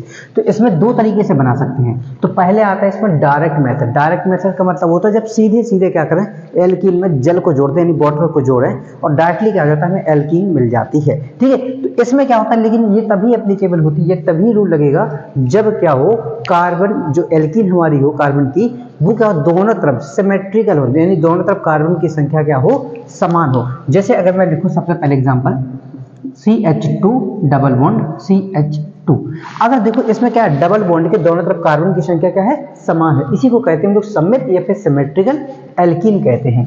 अगर इसकी रिएक्शन जल के साथ करा दें, किसकी रिएक्शन जल के साथ कराएं वाटर, तो जल हमेशा पहले ही बता के रखे हैं कि पूरी केमिस्ट्री में जल की बात क्या करते हैं H+ और OH-, H+ और OH- ही टूटेगा, हमेशा यही टूटेगा। देखो कार्बन की दोनों तरफ संख्या समान होने की वजह से किधर भी H दे दो और किधर भी क्या दे दो OH दे दो, दोनों कंडीशन में उसका जो नाम बनेगा वो नाम क्या बनेगा सेम ही बनेगा, उसमें कोई भी परिवर्तन नहीं में देखने को मिलता है। जैसे H है, मान लो मैंने इसको दे दिया इधर पे प्लस को, इस OH को दे दिया इधर पे। ठीक है, तो देखो बॉन्ड टूटेगा इसका, तो इधर पे माइनस आ जाएगा, इधर पे क्या आ जाएगा प्लस आ जाएगा, किधर भी तरफ प्लस किधर भी तरफ माइनस दे सकते हो। तो अब इस कंडीशन में जो इसका उत्पाद प्रोडक्ट बनेगा, तो देखो CH2 था, एक H मिल गया तो कितना हो गया CH3 सिंगल बॉन्ड, इस पे CH2 था, CH2 पे क्या मिल गया OH, तो क्या मिल जाएगा CH2OH, क्या हो जाएगा तुम्हारा CH2OH। और देखो क्या मिल गया ये एल्कोहल मिल गया, इसमें क्या लगा है OH लगा है, OH का मतलब क्या होता है एल्कोहल होता है। तो इसका दो कार्बन है और दो कार्बन का नाम क्या होता है H, सिंगल बॉन्ड की लगता है एन और OH के लिए क्या लगता है ऑल, तो इसका नाम क्या हो जाता है एथेनॉल, इसका नाम हो जाता है। ये तुम्हारा क्या होगा डायरेक्ट मेथड हो गया, ये क्या हमें तुम्हारा डायरेक्ट प्रत्यक्ष मेथड भी कह सकते हो इसको। अब बात करते हैं इनडायरेक्ट मेथड। इनडायरेक्ट मेथड में क्या होता है, हम लोग को एल्कीन की बात करेंगे, लेकिन एल्कीन अब हो जाएगी अनसिमेट्रिकल, यानी कि असममित एल्कीन हो जाएगी। असममित का मतलब समझो जरा, जैसे लिखा है तुम्हारा CH3 single bond CH double bond CH2 लिखा हुआ है। अब इसमें देखो कार्बन के डबल बॉन्ड के एक तरफ तो एक कार्बन है और एक तरफ क्या है, दो कार्बन है, तो इस कंडीशन को कहते हैं हम लोग असममित एल्कीन यानी कि अनसिमेट्रिकल एल्कीन कहते हैं इसे। तो इसमें अगर हमें जल जोड़ेंगे तो देखो जल जोड़ेंगे तो क्या होगा, जल कैसे जुड़ेगा, ये फिर से H प्लस और OH माइनस जुड़ेगा। अब यहाँ पे H प्लस और OH माइनस नहीं, किसी को ऐसे हम लोग अपने मन से नहीं जोड़ सकते कि किधर भी H दे दे किधर भी OH दे दे। तो यहाँ पे लगता है आपका मार्कोनिकॉफ रूल, और मार्कोनिकॉफ रूल कहता था नेगेटिवली पार्ट, किसको, नेगेटिवली पार्ट उधर जाता है जहां पर हाइड्रोजन की संख्या क्या होती है, कम होती है, और प्लस वाला भाग कहाँ जाएगा, जहां पर हाइड्रोजन की संख्या क्या होती है, ज्यादा होती है। तो इसी को क्या कहते हैं हम लोग, मार्कोनिकॉफ नियम कहते हैं। तो इस मार्कोनिकॉफ नियम के अकॉर्डिंगली देखो तो CH3CH, CH पे कौन जुड़ा, OH माइनस, तो क्या प्रोडक्ट बन जाएगा CH3CH पर ऊपर लग गया OH और सिंगल बॉन्ड क्योंकि बॉन्ड टूटा है, तो CH2 पे क्या लग गया H, तो क्या हो जाएगा ये CH3 हो जाएगा। अब इसमें देखो जरा दूसरे कार्बन पे लगा हुआ है OH और दूसरे कार्बन पे OH लगा, तीन कार्बन है, तीन कार्बन को कहते हैं प्रोप, सिंगल बॉन्ड के लिए इन, और दूसरे नंबर पे लगा ओल, तो क्या हो जाएगा प्रोपेन 2 ऑल इसका हो जाएगा। ये भी डायरेक्ट मेथड था, लेकिन अब यहाँ पर क्या हो, इसी रिएक्शन में अगर हम लोग H2O जो जोड़े, उपस्थिति ले लें H2SO4 की, किसकी उपस्थिति, किसकी लेने, प्रेजेंस लेते हैं H2SO4। लेकिन अगर आप लोग कहोगे H2SO4 की रिएक्शन तो हम लोग केवल वाटर को रिलीज करवाने के लिए उपयोग करते थे, क्योंकि कहा है, मैंने खुद कहा है कि जहां भी हमें वाटर को निकालना हो वहां क्या ले लेते हैं हम लोग H2SO4 ले लेते हैं।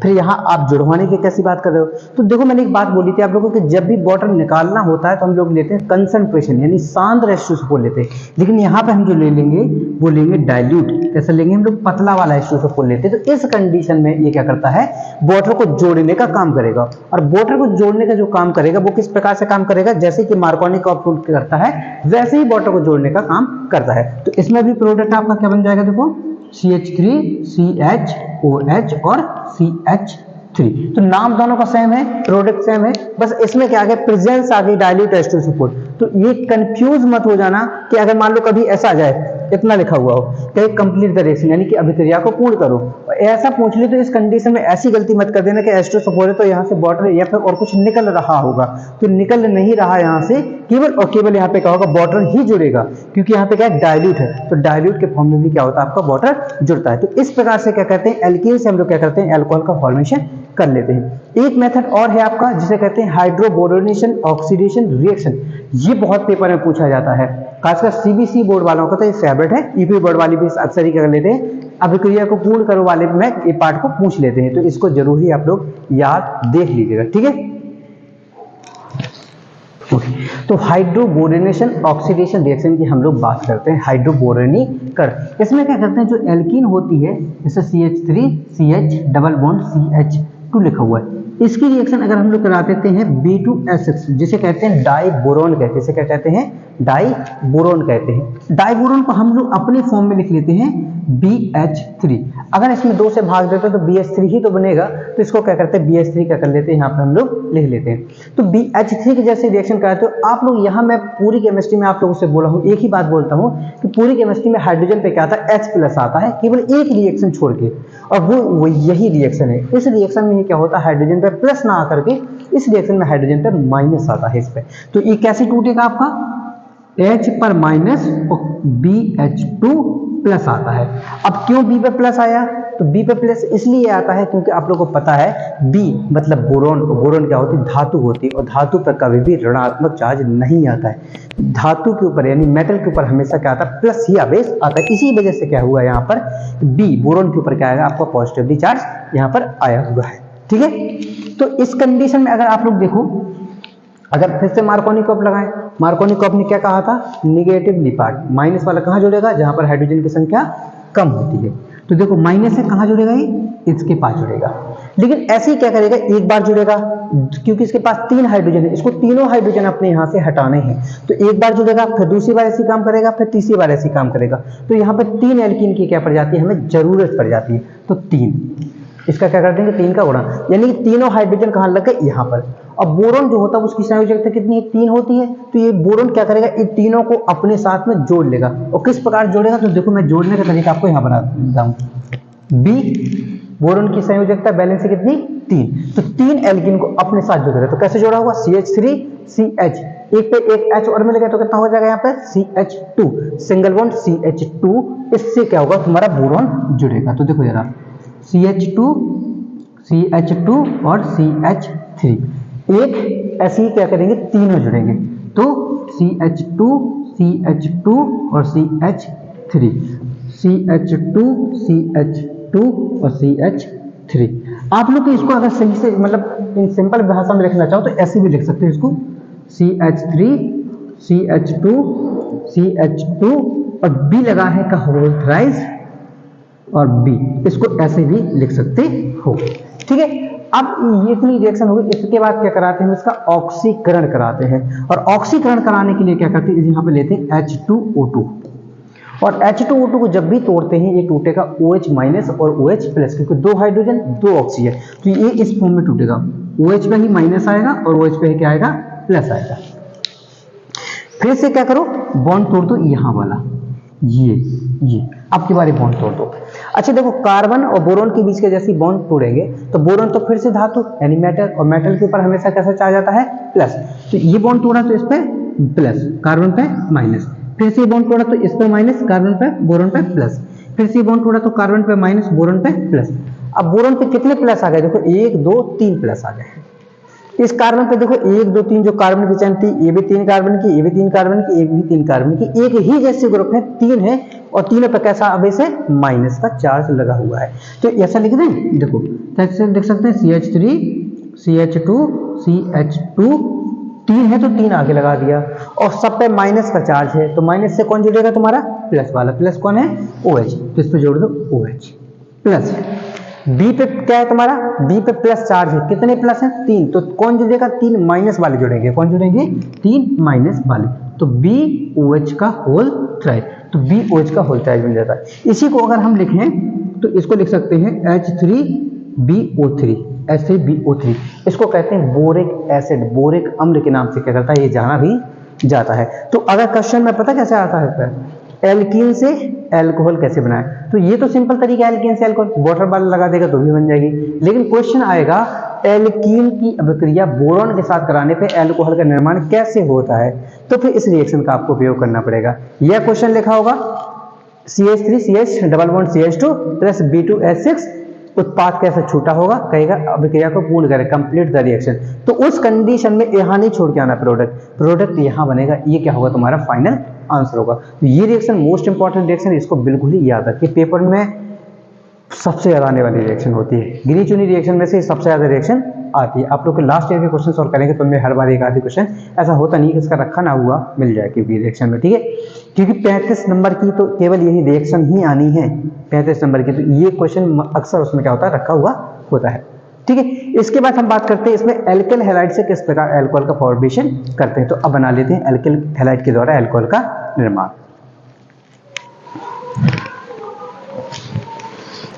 तो नेक्स्ट रिएक्शन हमारी एल्किल हैलाइड से किस प्रकार से एल्कोहल का फॉर्मेशन करते हैं। तो आप लोगों ने देखा होगा जैसे एल्किल हैलाइड यानी कि CH3 CH2 Cl, आप लोगों ने यहाँ पे एक रिएक्शन बहुत इंपॉर्टेंट पढ़ी है और ये पेपर में 100% है, ये 100% की रिएक्शन आपकी आएगी ही आएगी, कोई भी बोर्ड हो आपका ये क्वेश्चन 100% आना ही आना है। और क्या कहता है ये रिएक्शन कि कभी भी एल्किल हैलाइड की अभिक्रिया एक्वस KOH यानी एक्वस KOH का मतलब होता है जलीय KOH, क्या होता है जलीय KOH, क्या होता है जलीय KOH के साथ जैसी रिएक्शन कराएंगे तो तुरंत ही क्या होता है K के साथ में Cl और OH क्या होता है यहाँ पे लग जाता है। ये मैंने आप लोग को जो वन शॉट बनाया आपका हेलो एल्किन और एरीन वाला उसमें भी मैंने आप लोग को बताया हुआ है, ठीक है।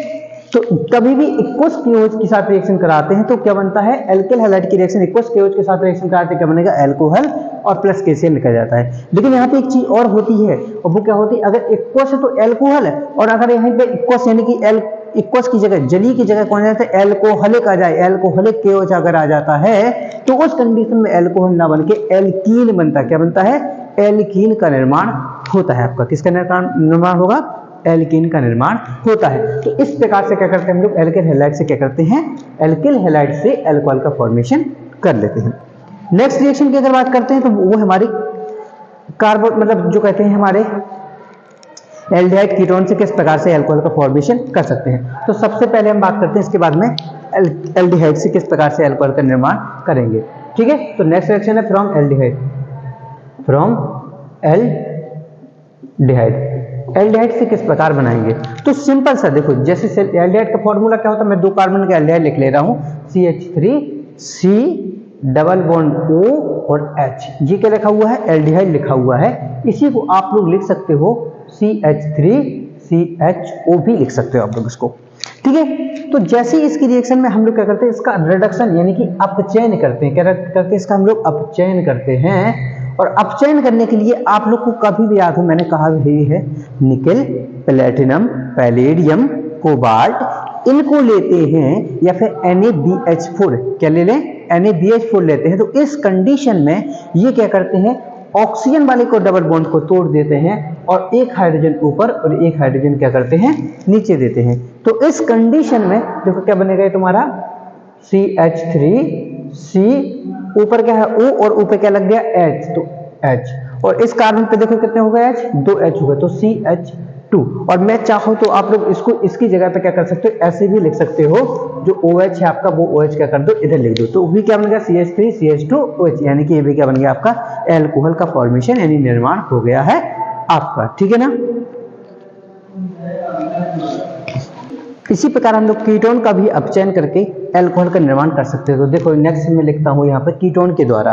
कीटोन के द्वारा की अगर बात करते हैं तो कीटोन कैसे लिखते हैं, CH3 में 3 कार्बन की कीटोन यानी कि एसीटोन लिख रहा हूँ, CH3CO CH3, ये क्या लिखा हुआ है, एसीटोन, इसका क्या होता है, नाम होता है, इसको कॉमन नेम। मैं आप लोग के लिए कॉमन नेम का एक वीडियो बना करूंगा, उसमें जितने कॉमन नेम है उनके आईयूपीएसी नाम, कॉमन नेम मैं सब बताऊंगा, वो याद करके जाना, क्योंकि अगर वो नहीं याद है तो समझ लो तुम्हारा पूरा 35 नंबर गड़बड़ हो सकता है। तो वो बहुत मोस्ट इंपॉर्टेंट लेक्चर होने वाला आप लोग के लिए, तो वो बिल्कुल ही याद रखना। ठीक है, चलो तो हम इसके अपचयन की बात करते हैं। तो अगर हम इसका अपचयन करा रहे हो तो एक बॉन्ड तोड़ेगा, फिर से एक हाइड्रोजन ऊपर एक हाइड्रोजन नीचे, तो क्या बनेगा देखो जरा, CH3C, C पे ऊपर कौन है O और O पे क्या लग गया, एक H, और यहाँ पे एक H भी लग गया ना, एक H, और साथ में क्या लगा फिर आगे CH3। तो देखो ये भी तो OH लग गया, ये भी तो एल्कोहल बन गया। लेकिन अब की बार जो एल्कोहल बना हुआ है तो क्या बना है, जो क्या बना, वो जिस कार्बन से लगा हुआ उससे एक हाइड्रोजन है, मतलब ये क्या है, द्वितीयक सेकेंडरी एल्कोहल, यानी क्या है 2 डिग्री एल्कोहल का निर्माण हो जाता है। इसका नाम क्या है, देखो 3 कार्बन है तो प्रोपेन, और दूसरे नंबर पे क्या लगा है, अल्कोहल, तो क्या लगा दे, प्रोपेन 2 यानी कि क्या हुआ, कीटोन के ऑक्सीकरण कराने से क्या होता है, 2 डिग्री एल्कोहल का निर्माण होता है। ठीक है, इस बात को बिल्कुल ही याद रखना है आप लोग को। ठीक है, अब हम इसके बात करते हैं कार्बोक्सिलिक अम्ल से किस प्रकार से अल्कोहल बना सकते हैं अपचयन के द्वारा। तो देखो नेक्स्ट रिएक्शन जो हमारी कार्बोक्सिलिक अम्ल के द्वारा, किसके द्वारा, कार्बोक्सिलिक अम्ल के द्वारा, यानी कार्बोक्सिलिक एसिड के द्वारा हम लोग बना रहे अल्कोहल को।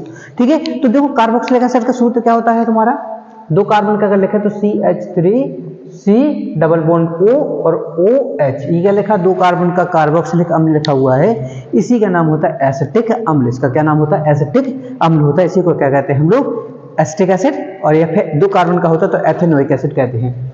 अगर इसका भी क्या करा दें हम लोग, अपचयन करा दें, क्या करा दें, अपचयन करा दें। लेकिन अब इसका अपचयन कराने के लिए हमें स्ट्रॉन्ग लेना पड़ेगा, पावरफुल, प्रबल लेना पड़ेगा, तो इसका होता है LiAlH4, लिथियम एल्यूमिनियम हाइड्राइड। तो इस कंडीशन पे पता क्या करता है, कि दोनों बॉन्ड तोड़ेगा और 2 हाइड्रोजन ऊपर और 2 हाइड्रोजन क्या करता है, नीचे दे देता है। 2 हाइड्रोजन ऊपर दिया, 2 हाइड्रोजन नीचे दिया, तो उस कंडीशन में देखो क्या हो, CH3 फिर C पे कितने लग गए, 2 हाइड्रोजन लग गए, तो CH2, और ऊपर तो क्या निकल गया जल, इधर क्या लग गया OH, तो क्या हो गया OH, और क्या निकल गया आपको, ऊपर वाला निकल गया जल, ये है 2 हाइड्रोजन 1 ऑक्सीजन मिलकर क्या निकल गया, जल का निर्माण हो जाता है। तो इस प्रकार से क्या होता है, कार्बोक्सिलिक अम्ल के द्वारा क्या होता है, हमारा एल्कोहल का निर्माण हो जाता है। ठीक है, अब हम बात करते हैं इसके बाद में कि गिगनार्ड अभिकर्मक से किस प्रकार अल्कोहल बना सकते हैं। ये पेपर में फिर से एक बता रहा हूं आपको, फिर से एक मोस्ट इंपॉर्टेंट रिएक्शन है कि गिगनार्ड रिएक्शन वाला पेपर में ऐसा होता नहीं है कि पेपर में ना आए, ये फिर से एक क्वेश्चन है जो आना ही आना है, तो इसके बारे में आप लोग फिर से देखिए ये बिल्कुल ही अच्छे से। ठीक है, तो गिगनार्ड रिएजेंट की मैं बात करता हूं, सबसे पहले गिगनार्ड अभिकर्मक, गिगनार्ड अभिकर्मक। ठीक है,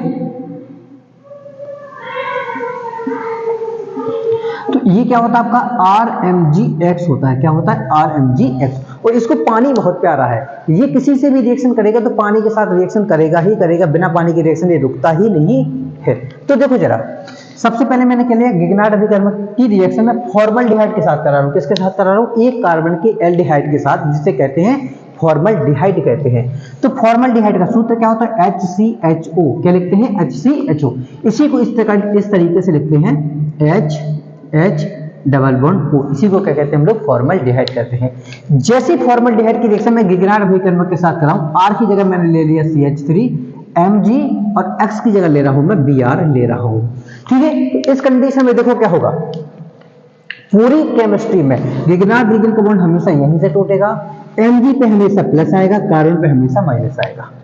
पूरी केमिस्ट्री में जब भी कार्बन और ऑक्सीजन के बीच बॉन्ड टूटेगा तो हमेशा ऑक्सीजन पे माइनस, कार्बन पे प्लस आएगा। क्यों?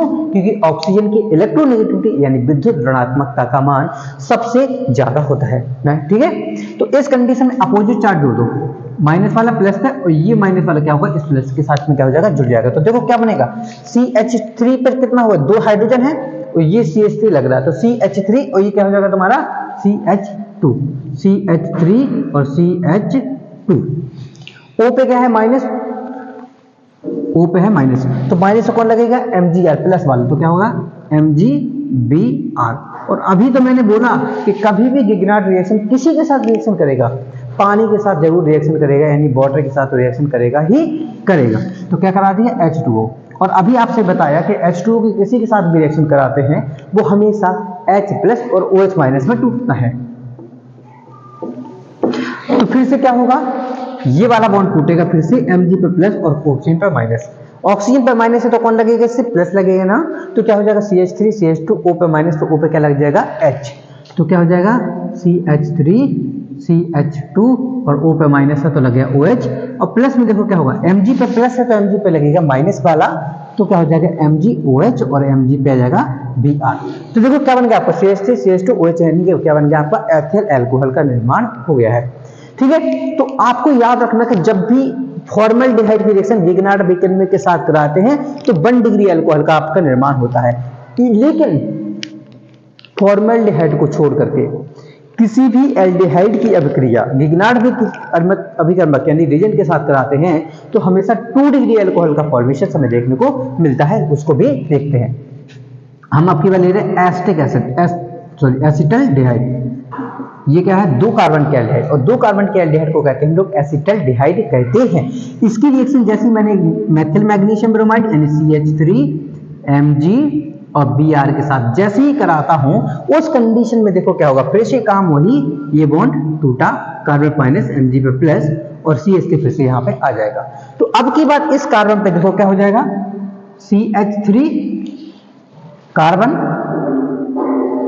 इस पे क्या है CH3, ये वाला CH3, इस पे एक H था पहले का तो ये H मैंने यहीं का 3 लगा दिया, और फिर O देखो बॉन्ड टूटा था ना तभी तो ये जुड़ा हुआ है, तो O पे कौन जुड़ जाएगा, ये O पे माइनस आया होगा, इस पे प्लस, तो O से कौन जुड़ेगा MgBr, तो क्या हो जाएगा O Mg और Br।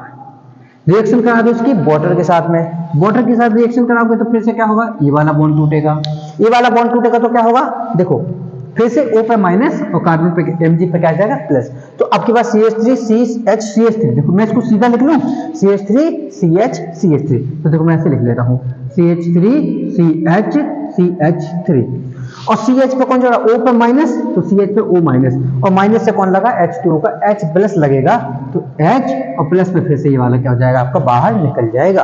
तो अब की बार देखो क्या बना, OH जिस कार्बन से लगा है उसी से देखो आप देख पा रहे हो इससे 2 क्या है कार्बन ग्रुप लगे हुए हैं, मतलब ये 2 डिग्री अल्कोहल है, क्या है आपका 2nd डिग्री अल्कोहल बनता है। वही मैं अगर बात करूं कीटोन की रिएक्शन क्या हो अब की बार, कीटोन यानी CH3 CH3 double bond O, और इसकी रिएक्शन मैंने फिर से किसके साथ करा दी, गिगनार्ड अभिकर्मक के साथ करा दूं अगर, तो CH3 Mg Br। अब देखो फिर से गिगनार्ड रिएजेंट के साथ जैसी रिएक्शन करा रहा हूं, फिर से बॉन्ड टूटा Mg पे प्लस कार्बन पे, ठीक है। अब यहां बॉन्ड टूटेगा तो ऑक्सीजन पे माइनस, कार्बन पे प्लस, अपोजिट चार्ज फिर से जुड़ जाएंगे, और जैसे जुड़ेंगे अपोजिट चार्ज तो आपके देखो क्या बनेगा CH3 CH3। इतना तो पहले से लिख लेता हूं मैं CH3 C और C पे CH3, लेकिन कार्बन पे माइनस प्लस है ना, तो प्लस से कौन जुड़ेगा माइनस, तो क्या लग जाएगा आपका CH3, तो क्या हो जाएगा आपका CH3 हो जाएगा। फिर क्या है O है ना, O पे क्या है माइनस, तो माइनस से कौन लगाएगा प्लस वाला, यानी क्या लगा होगा आपका Mg और Br। फिर से इसकी रिएक्शन जैसे ही मैंने इसकी रिएक्शन जल के साथ कराया होगा तो क्या होगा, ये बॉन्ड टूटेगा और Mg पे प्लस और ऑक्सीजन पे क्या आ जाएगा आपका माइनस आ जाएगा। तो जल का फिर से जो H होगा वो इधर आ जाएगा और जो OH होगा वो क्या होगा आपका Mg के पास में आ जाएगा। तो क्या बन जाएगा प्रोडक्ट, देखो जरा, इस कार्बन पे 3 CH3 लग गए ना, तो देखो जरा CH3 C CH3 CH3 और यहाँ पे क्या आ गया O पे क्या लग गया H और प्लस में क्या निकला आपका Mg OH और अब इस कंडीशन में देखो जरा आप CH3 C CH3 CH3 OH बना कि नहीं बना, तो देखो जरा क्या होगा, ये कार्बन को जो OH ग्रुप है जिस कार्बन से लगा उससे कितने अल्कोहल कार्बन जुड़े 3, तो क्या होगा आपका 3 डिग्री अल्कोहल बनेगा। ये क्या बनेगा आपका 3 डिग्री अल्कोहल का फॉर्मेशन होता है। क्या बनेगा 3 डिग्री अल्कोहल। तो बिल्कुल याद रखो इस रिएक्शन को, इसको तो बिल्कुल ही याद रखना। क्या रखना, बिल्कुल सुनो एक बार फिर से, एक कार्बन की एल्डिहाइड फॉर्मल्डिहाइड की रिएक्शन गिगनार्ड अभिकर्मक के साथ 1 डिग्री अल्कोहल, 2 कार्बन या 2 से ज्यादा कार्बन की एल्डिहाइड गिगनार्ड अभिकर्मक के साथ 2 डिग्री अल्कोहल, कीटोन की रिएक्शन गिगनार्ड अभिकर्मक के साथ 3 डिग्री अल्कोहल बनता है। बिल्कुल ही याद रखो, ठीक है, बिल्कुल ही याद रखो, ठीक है, इनको नोट कर लो, बहुत अच्छी इंपॉर्टेंट रिएक्शन है आपकी, बिल्कुल ही याद रखना। इस रिएक्शन को आनी ही आनी है 101% मैं बोल रहा हूं आप लोग से फिक्स है, ठीक है, तो इसको भी नोट कर लीजिए। तो बनाने की विधियों में ही हम आगे चलते हैं और अब बनाते हैं फिनॉल। फिनॉल को किस प्रकार बनाया जाता है, तो हम इसकी भी रिएक्शन एक एक करके डिस्कस कर लेते हैं किस प्रकार से फिनॉल को बनाते हैं। जिसमें सबसे पहले हमें बनाना है फिनॉल को, हम बेंजीन से फिनॉल बनाते हैं। किससे बनाते हैं फिनॉल को, बेंजीन से। किस प्रकार से फिनॉल का फॉर्मेशन किया जाता है, ठीक है। तो देखो सबसे पहले मैंने ले ली बेंजीन, और बेंजीन का मैं करा दूं अगर सल्फोनीकरण, क्या करा दूं सल्फोनिफिकेशन, यानी कि इसकी रिएक्शन अगर मैं सांद्र यानी कि कंसंट्रेशन, ठीक है, यानी कि कंसंट्रेशन H2SO4 के साथ करा देता हूं तो ये कहलाती है सल्फोनीकरण अभिक्रिया। तो इस कंडीशन में क्या होता है, सल्फोनीकरण अभिक्रिया में बेंजीन के ऊपर या किसी के भी ऊपर जब भी सल्फोनीकरण कराते हैं तो ये जो होता है ये हमारा ये टूटता कुछ इस प्रकार से OH माइनस और SO3H प्लस। तो जो SO3H वाला पार्ट होता है ये क्या करता है, बेंजीन से जुड़ जाता है और ये बन जाता है SO3H, यानी कि बेंजीन सल्फोनिक एसिड का फॉर्मेशन कर लेता है। फिर बेंजीन सल्फोनिक एसिड की रिएक्शन जैसे ही हम लोग NaOH के साथ एसिडिक मीडियम में कराते हैं तो इस कंडीशन में डायरेक्टली क्या होता है, आपका फिनॉल का निर्माण हो जाता है। तो कुछ इस प्रकार से क्या होता है, हमारा बेंजीन से क्या होता है, फिनॉल का निर्माण होता है। बेंजीन की सबसे पहले सल्फोनीकरण कराया और सल्फोनीकरण के बाद में उसकी रिएक्शन NaOH और अम्लीय माध्यम में यानी कि एसिडिक मीडियम में करा देते हैं तो हमें फिनॉल का निर्माण हमें देखने को मिल जाता है। ये रिएक्शन कन्वर्जन में बहुत बार ही पूछा गया हुआ है एग्जाम में। दूसरी रिएक्शन जो आती है हमारी वो हम बना रहे हैं फ्रॉम क्लोरोबेंजीन। किससे बना रहे हैं हम लोग, फ्रॉम क्लोरोबेंजीन। तो हमने लिए क्लोरोबेंजीन लिया, मैंने क्या लिया है, क्लोरोबेंजीन लिया।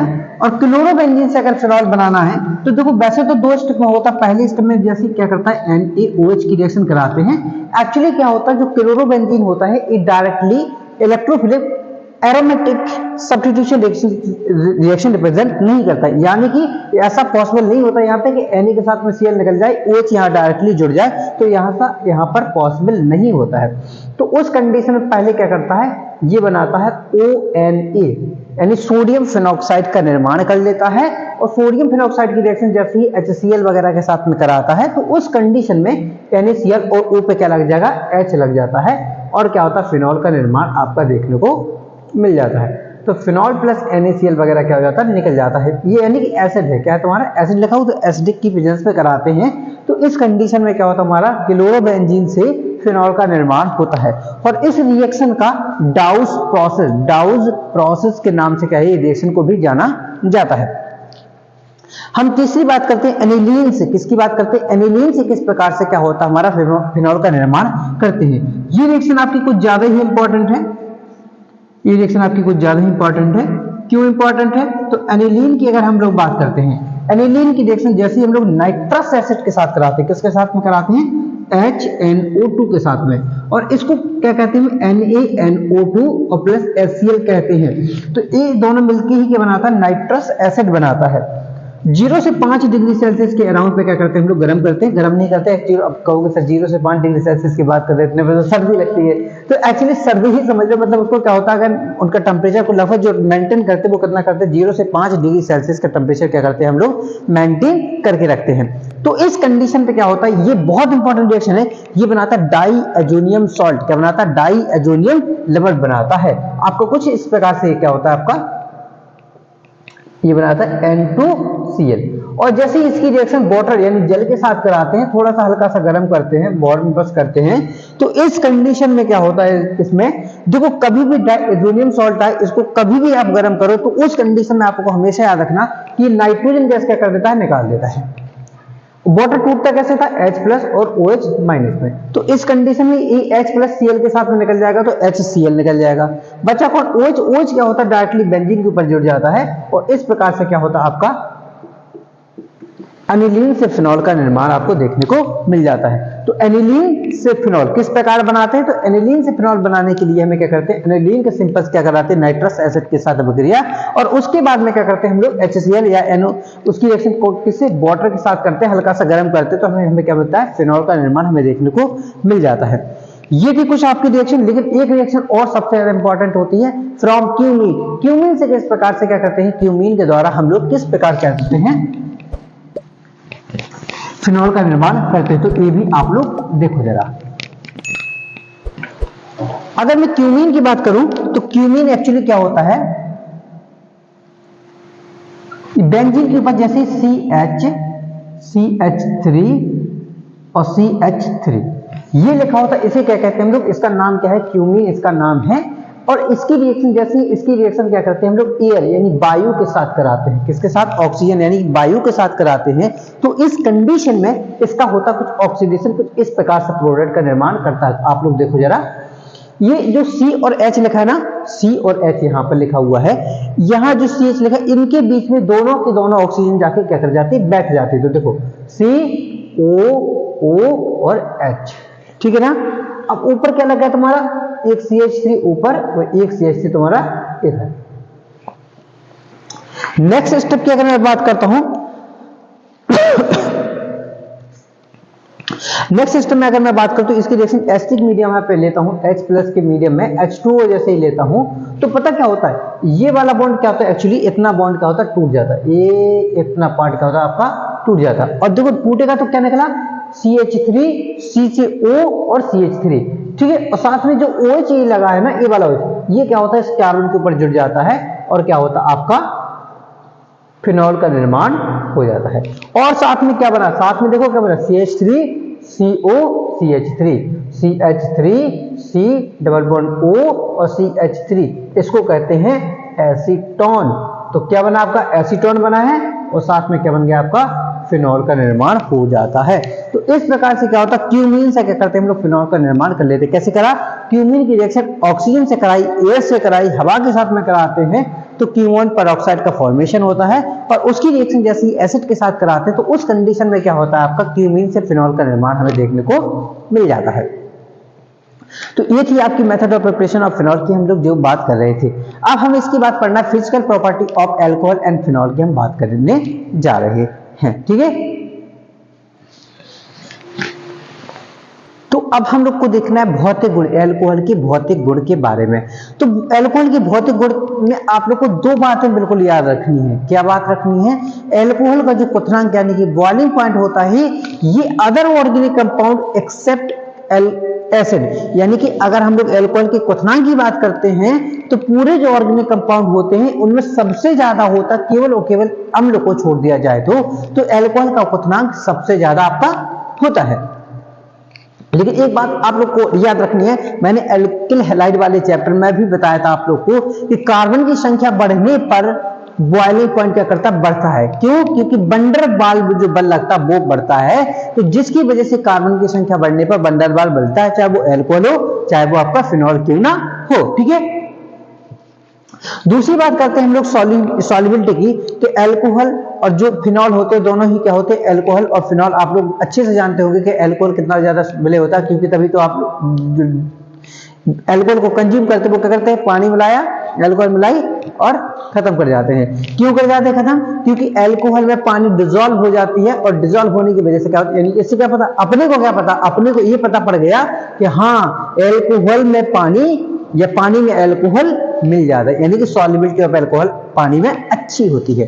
क्यों होती है, तो कहते हैं जो अल्कोहल होता है वो ROH होता है, और ROH में क्या होता है, ऑक्सीजन और हाइड्रोजन आपस में जुड़ा हुआ है, और ऑक्सीजन और जब हाइड्रोजन आपस में जुड़ा हुआ होता है तो इनमें पाई जाती है हाइड्रोजन बॉन्डिंग।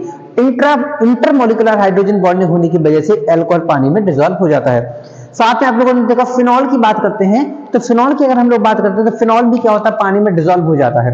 आप लोग कभी भी हॉस्पिटल वगैरह गए हो, गवर्नमेंट हॉस्पिटल या कोई भी हॉस्पिटल गए हो, तो एक स्मेल आती है, एक्चुअली वो स्मॉल फिनॉल की होती है, क्योंकि वहां पे जो पोंछा लगाया जाता है ना, वो फिनॉल का पोंछा लगाया हो जाता है, जिसकी वजह से बैक्टीरिया वगैरह जर्म्स वगैरह मरने की वजह से लगाया जाता है, तो एक्चुअली फिनॉल की खुशबू होती है। यानी फिनॉल पोंछा लगा रहे हैं, तो फिनॉल का पोंछा क्या, फिनॉल पूरा भर के थोड़ी ना पोंछा लगाए ना, कैसे लगाएंगे पोंछा, फिनॉल पानी, एक बाल्टी में पानी में डाल दिया, फिनॉल डाल दिया, अब उसका क्या लगा रहे हैं, पोंछा लगा रहे होते हैं, ठीक है। यानी कि फिनॉल भी क्या होता है, पानी में सॉल्युबल हो जाता है। ये तो थी आपकी अल्कोहल और फिनॉल की फिजिकल प्रॉपर्टी यानी भौतिक गुण के बारे में। अब हम इसके बात करते हैं रासायनिक गुण की ओर चलते हैं, और रासायनिक गुण में डिस्कस करते हैं जो जो हमारी मेन चीजें हैं, सारी ही चीजें हम लोग मेन के बारे में डिस्कस करते हैं। तो रासायनिक गुण हमारे को किसी बात कर रहे हैं हम लोग, रासायनिक गुण यानी कि केमिकल प्रॉपर्टी किसके, अल्कोहल और फिनॉल की, ठीक है।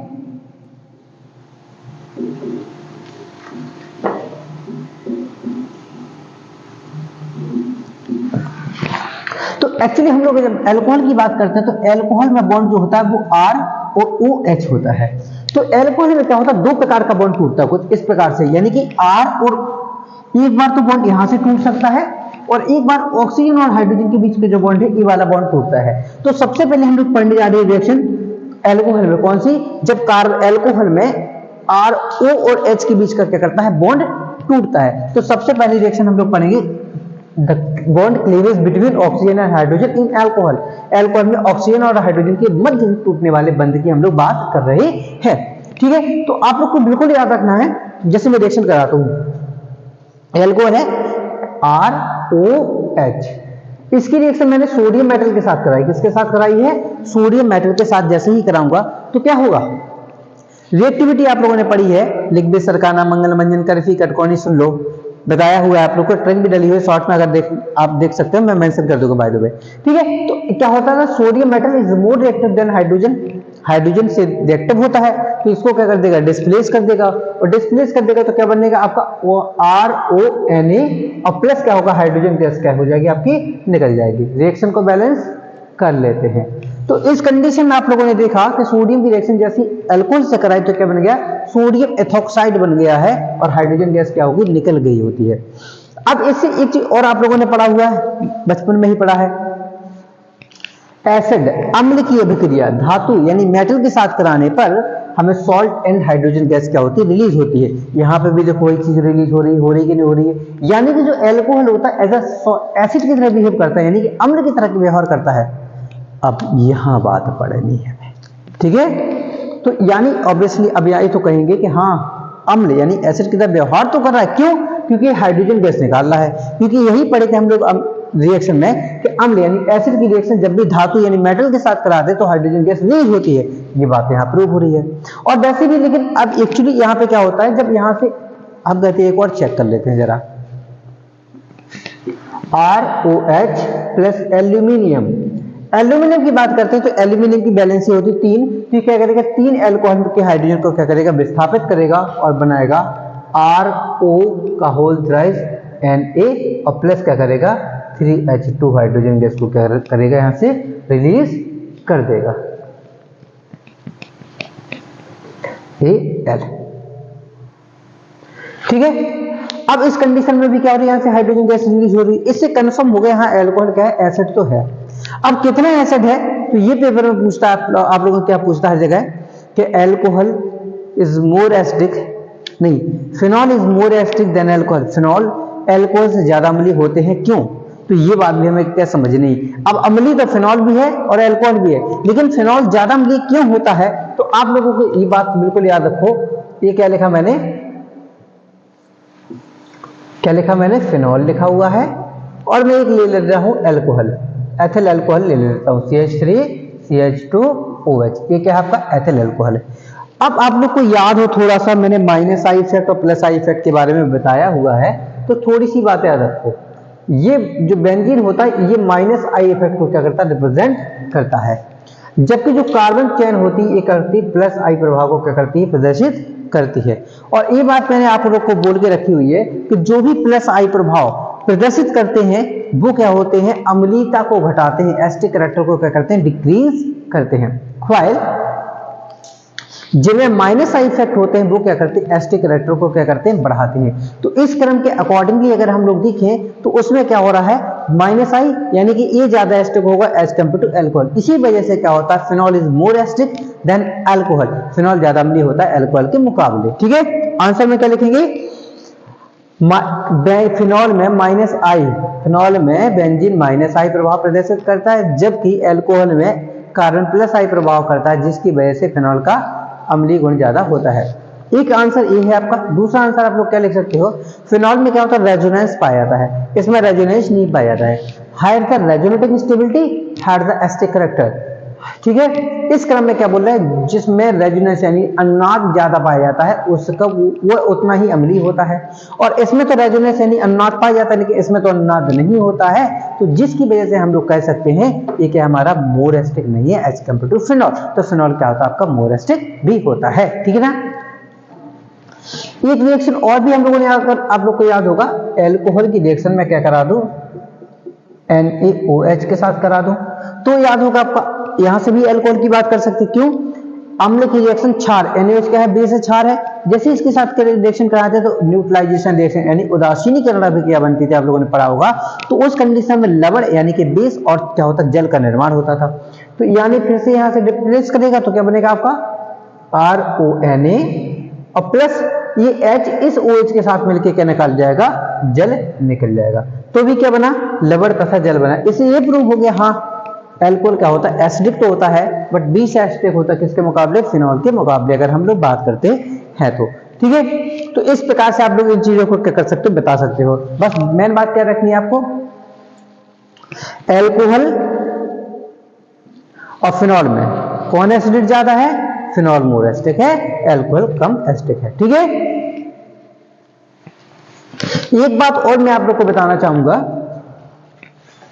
अगर मैं कहूं केवल एल्कोहल की मैं बात कर रहा हूं, किसकी बात कर रहा हूं मैं? केवल और केवल एल्कोहल की बात कर रहा हूं। मैं एक बार करता हूं प्राइमरी एल्कोहल यानी कि ROH, एक बार मैं करता हूं सेकेंडरी एल्कोहल मतलब R और OH, और एक मैं बात कर रहा हूं टर्सरी एल्कोहल की।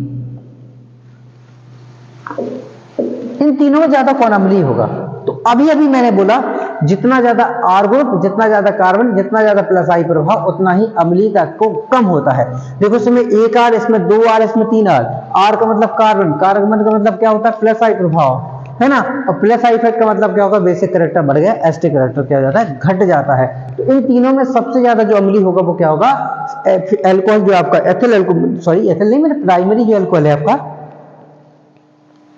जो प्राइमरी अल्कोहल है ये मोर एसिडिक होगा as compare to 2 degree and 3 degree. तो प्राथमिक अल्कोहल अधिक अम्लीय होता है द्वितीयक और तृतीयक के मुकाबले की अगर हम लोग बात करते हैं तो। ठीक है ना, तो इतनी चीज अब बिल्कुल आप लोग याद रखो।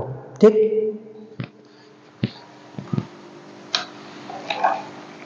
तो अब हम लोग केमिकल प्रॉपर्टी में अल्कोहल की जो रिएक्शन थी वो हम लोग केमिकल प्रॉपर्टी और रिएक्शन के बारे में डिस्कस करने जा रहे हैं। तो जिसमें सबसे पहली रिएक्शन हमारी केमिकल प्रॉपर्टी की इंपॉर्टेंट रिएक्शन है एस्टरीफिकेशन।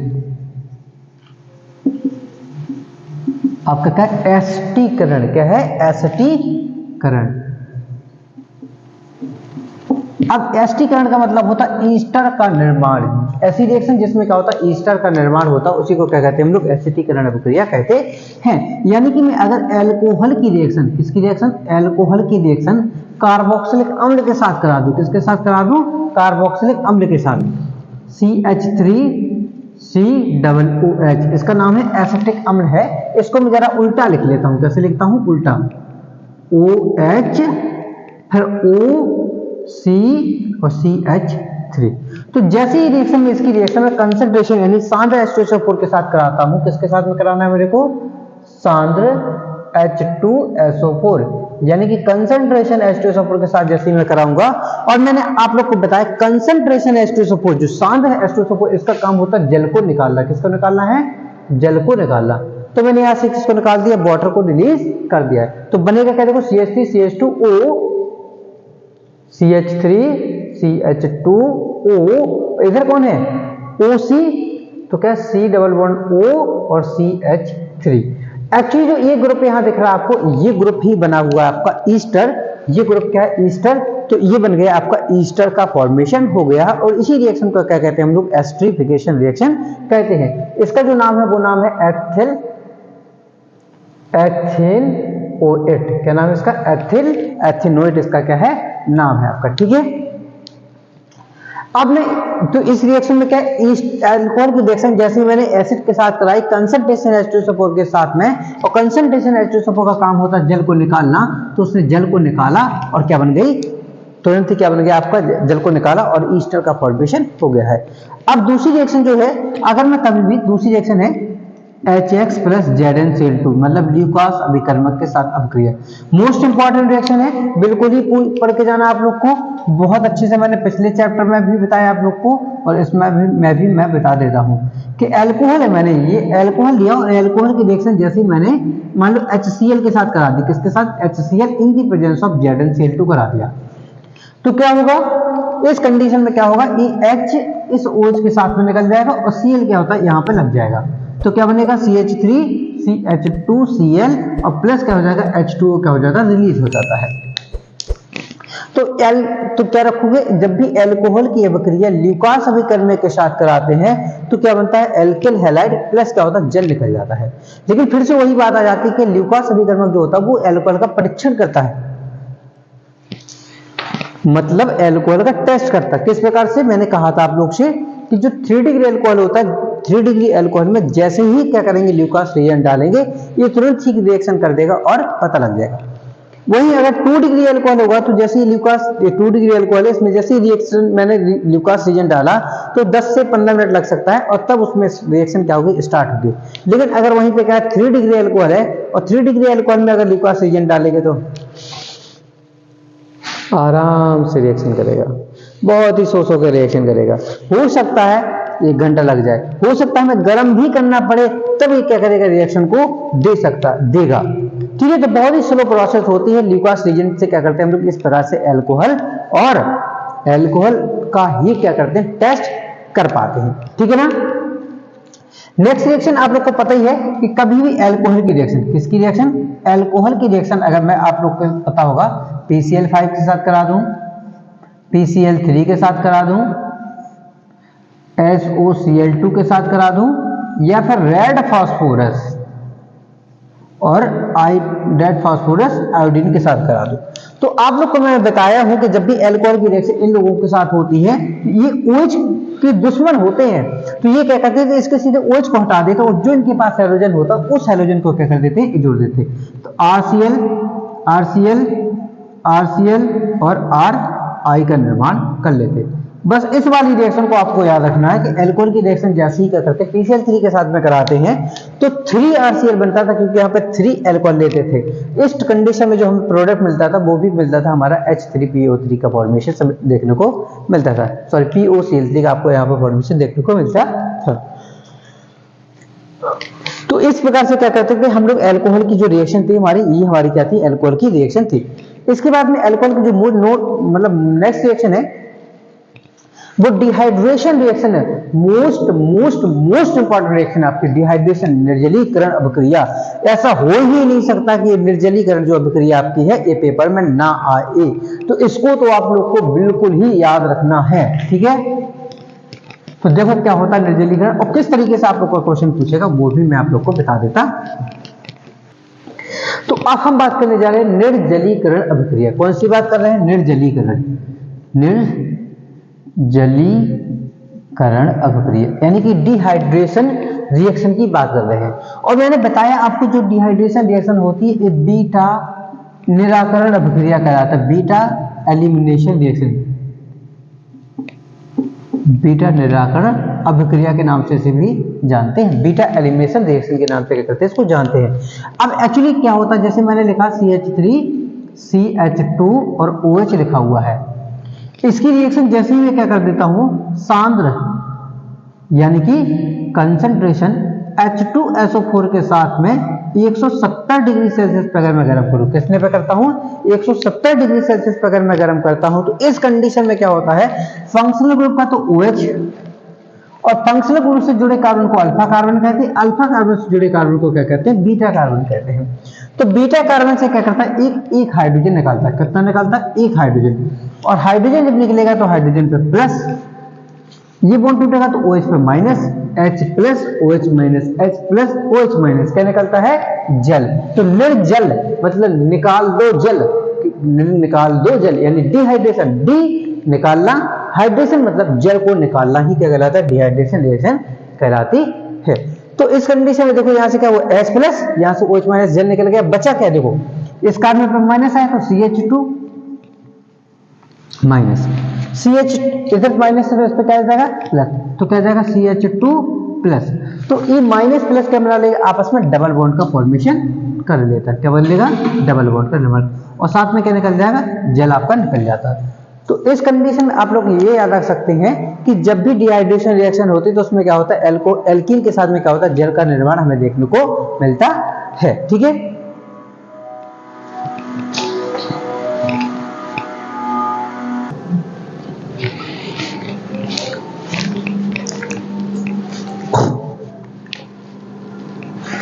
इस प्रकार से क्या होती है हमारी बीटा एलिमिनेशन रिएक्शन यानी कि निर्जलीकरण अभिक्रिया में जब क्या करते हैं हम लोग सांद्र H2SO4 के साथ में अल्कोहल की रिएक्शन कराते हैं तो क्या मिलता है हमें एल्कीन का निर्माण देखने को मिलता है। लेकिन अगर मैं यहाँ पर थोड़ा सा इंटरेस्टिंग कर दूं आप लोग के लिए तो समझने चला बहुत ही जरूरी इंपॉर्टेंट रिएक्शन है, क्यों है वो यहाँ इसलिए जरूरी है। क्या लिखा था CH3 CH2OH और मैं इसके ले लो दो अणु, कितने ले लो दो, तो मैं एक पे लिखा मैंने एक मैं उल्टा लिख लेता हूं तो HOCH2CH3, इसको मैंने फिर से सांद्र H2SO4 के साथ ही रिएक्शन करा रहा हूं।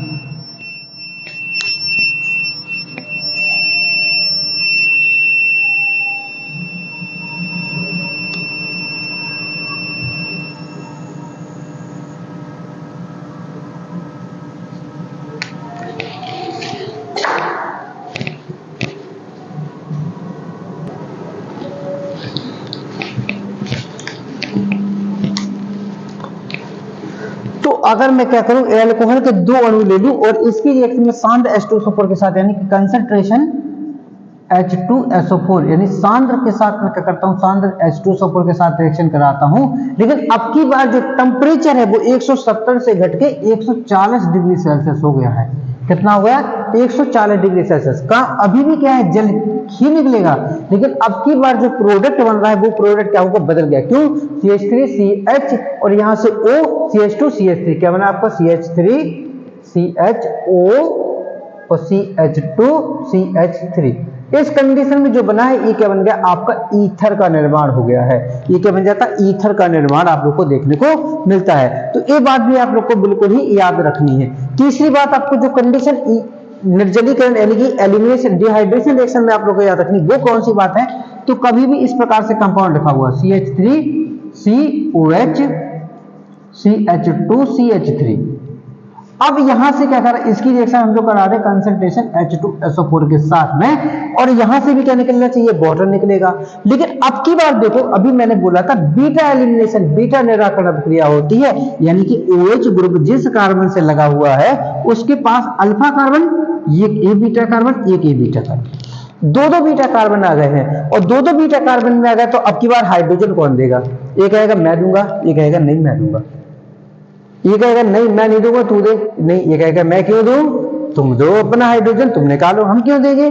तो इस कंडीशन में यहाँ क्या आते हैं एक सेट जेड भाई सब आते हैं और सेट जेड रूल के नाम से जाना जाता है, और वो कहते हैं नहीं लड़ो मत, कहते बीटा कार्बन वो बीटा कार्बन एल्कोहल से हाइड्रोजन देगा जिसके पास हाइड्रोजन की संख्या क्या हो, कम होगी। कहता है गरीब को और गरीब बनाओ, दैट मीन जिसके पास हाइड्रोजन की संख्या कम है वो ही हाइड्रोजन को क्या कर देगा, देगा जल निकालने के लिए।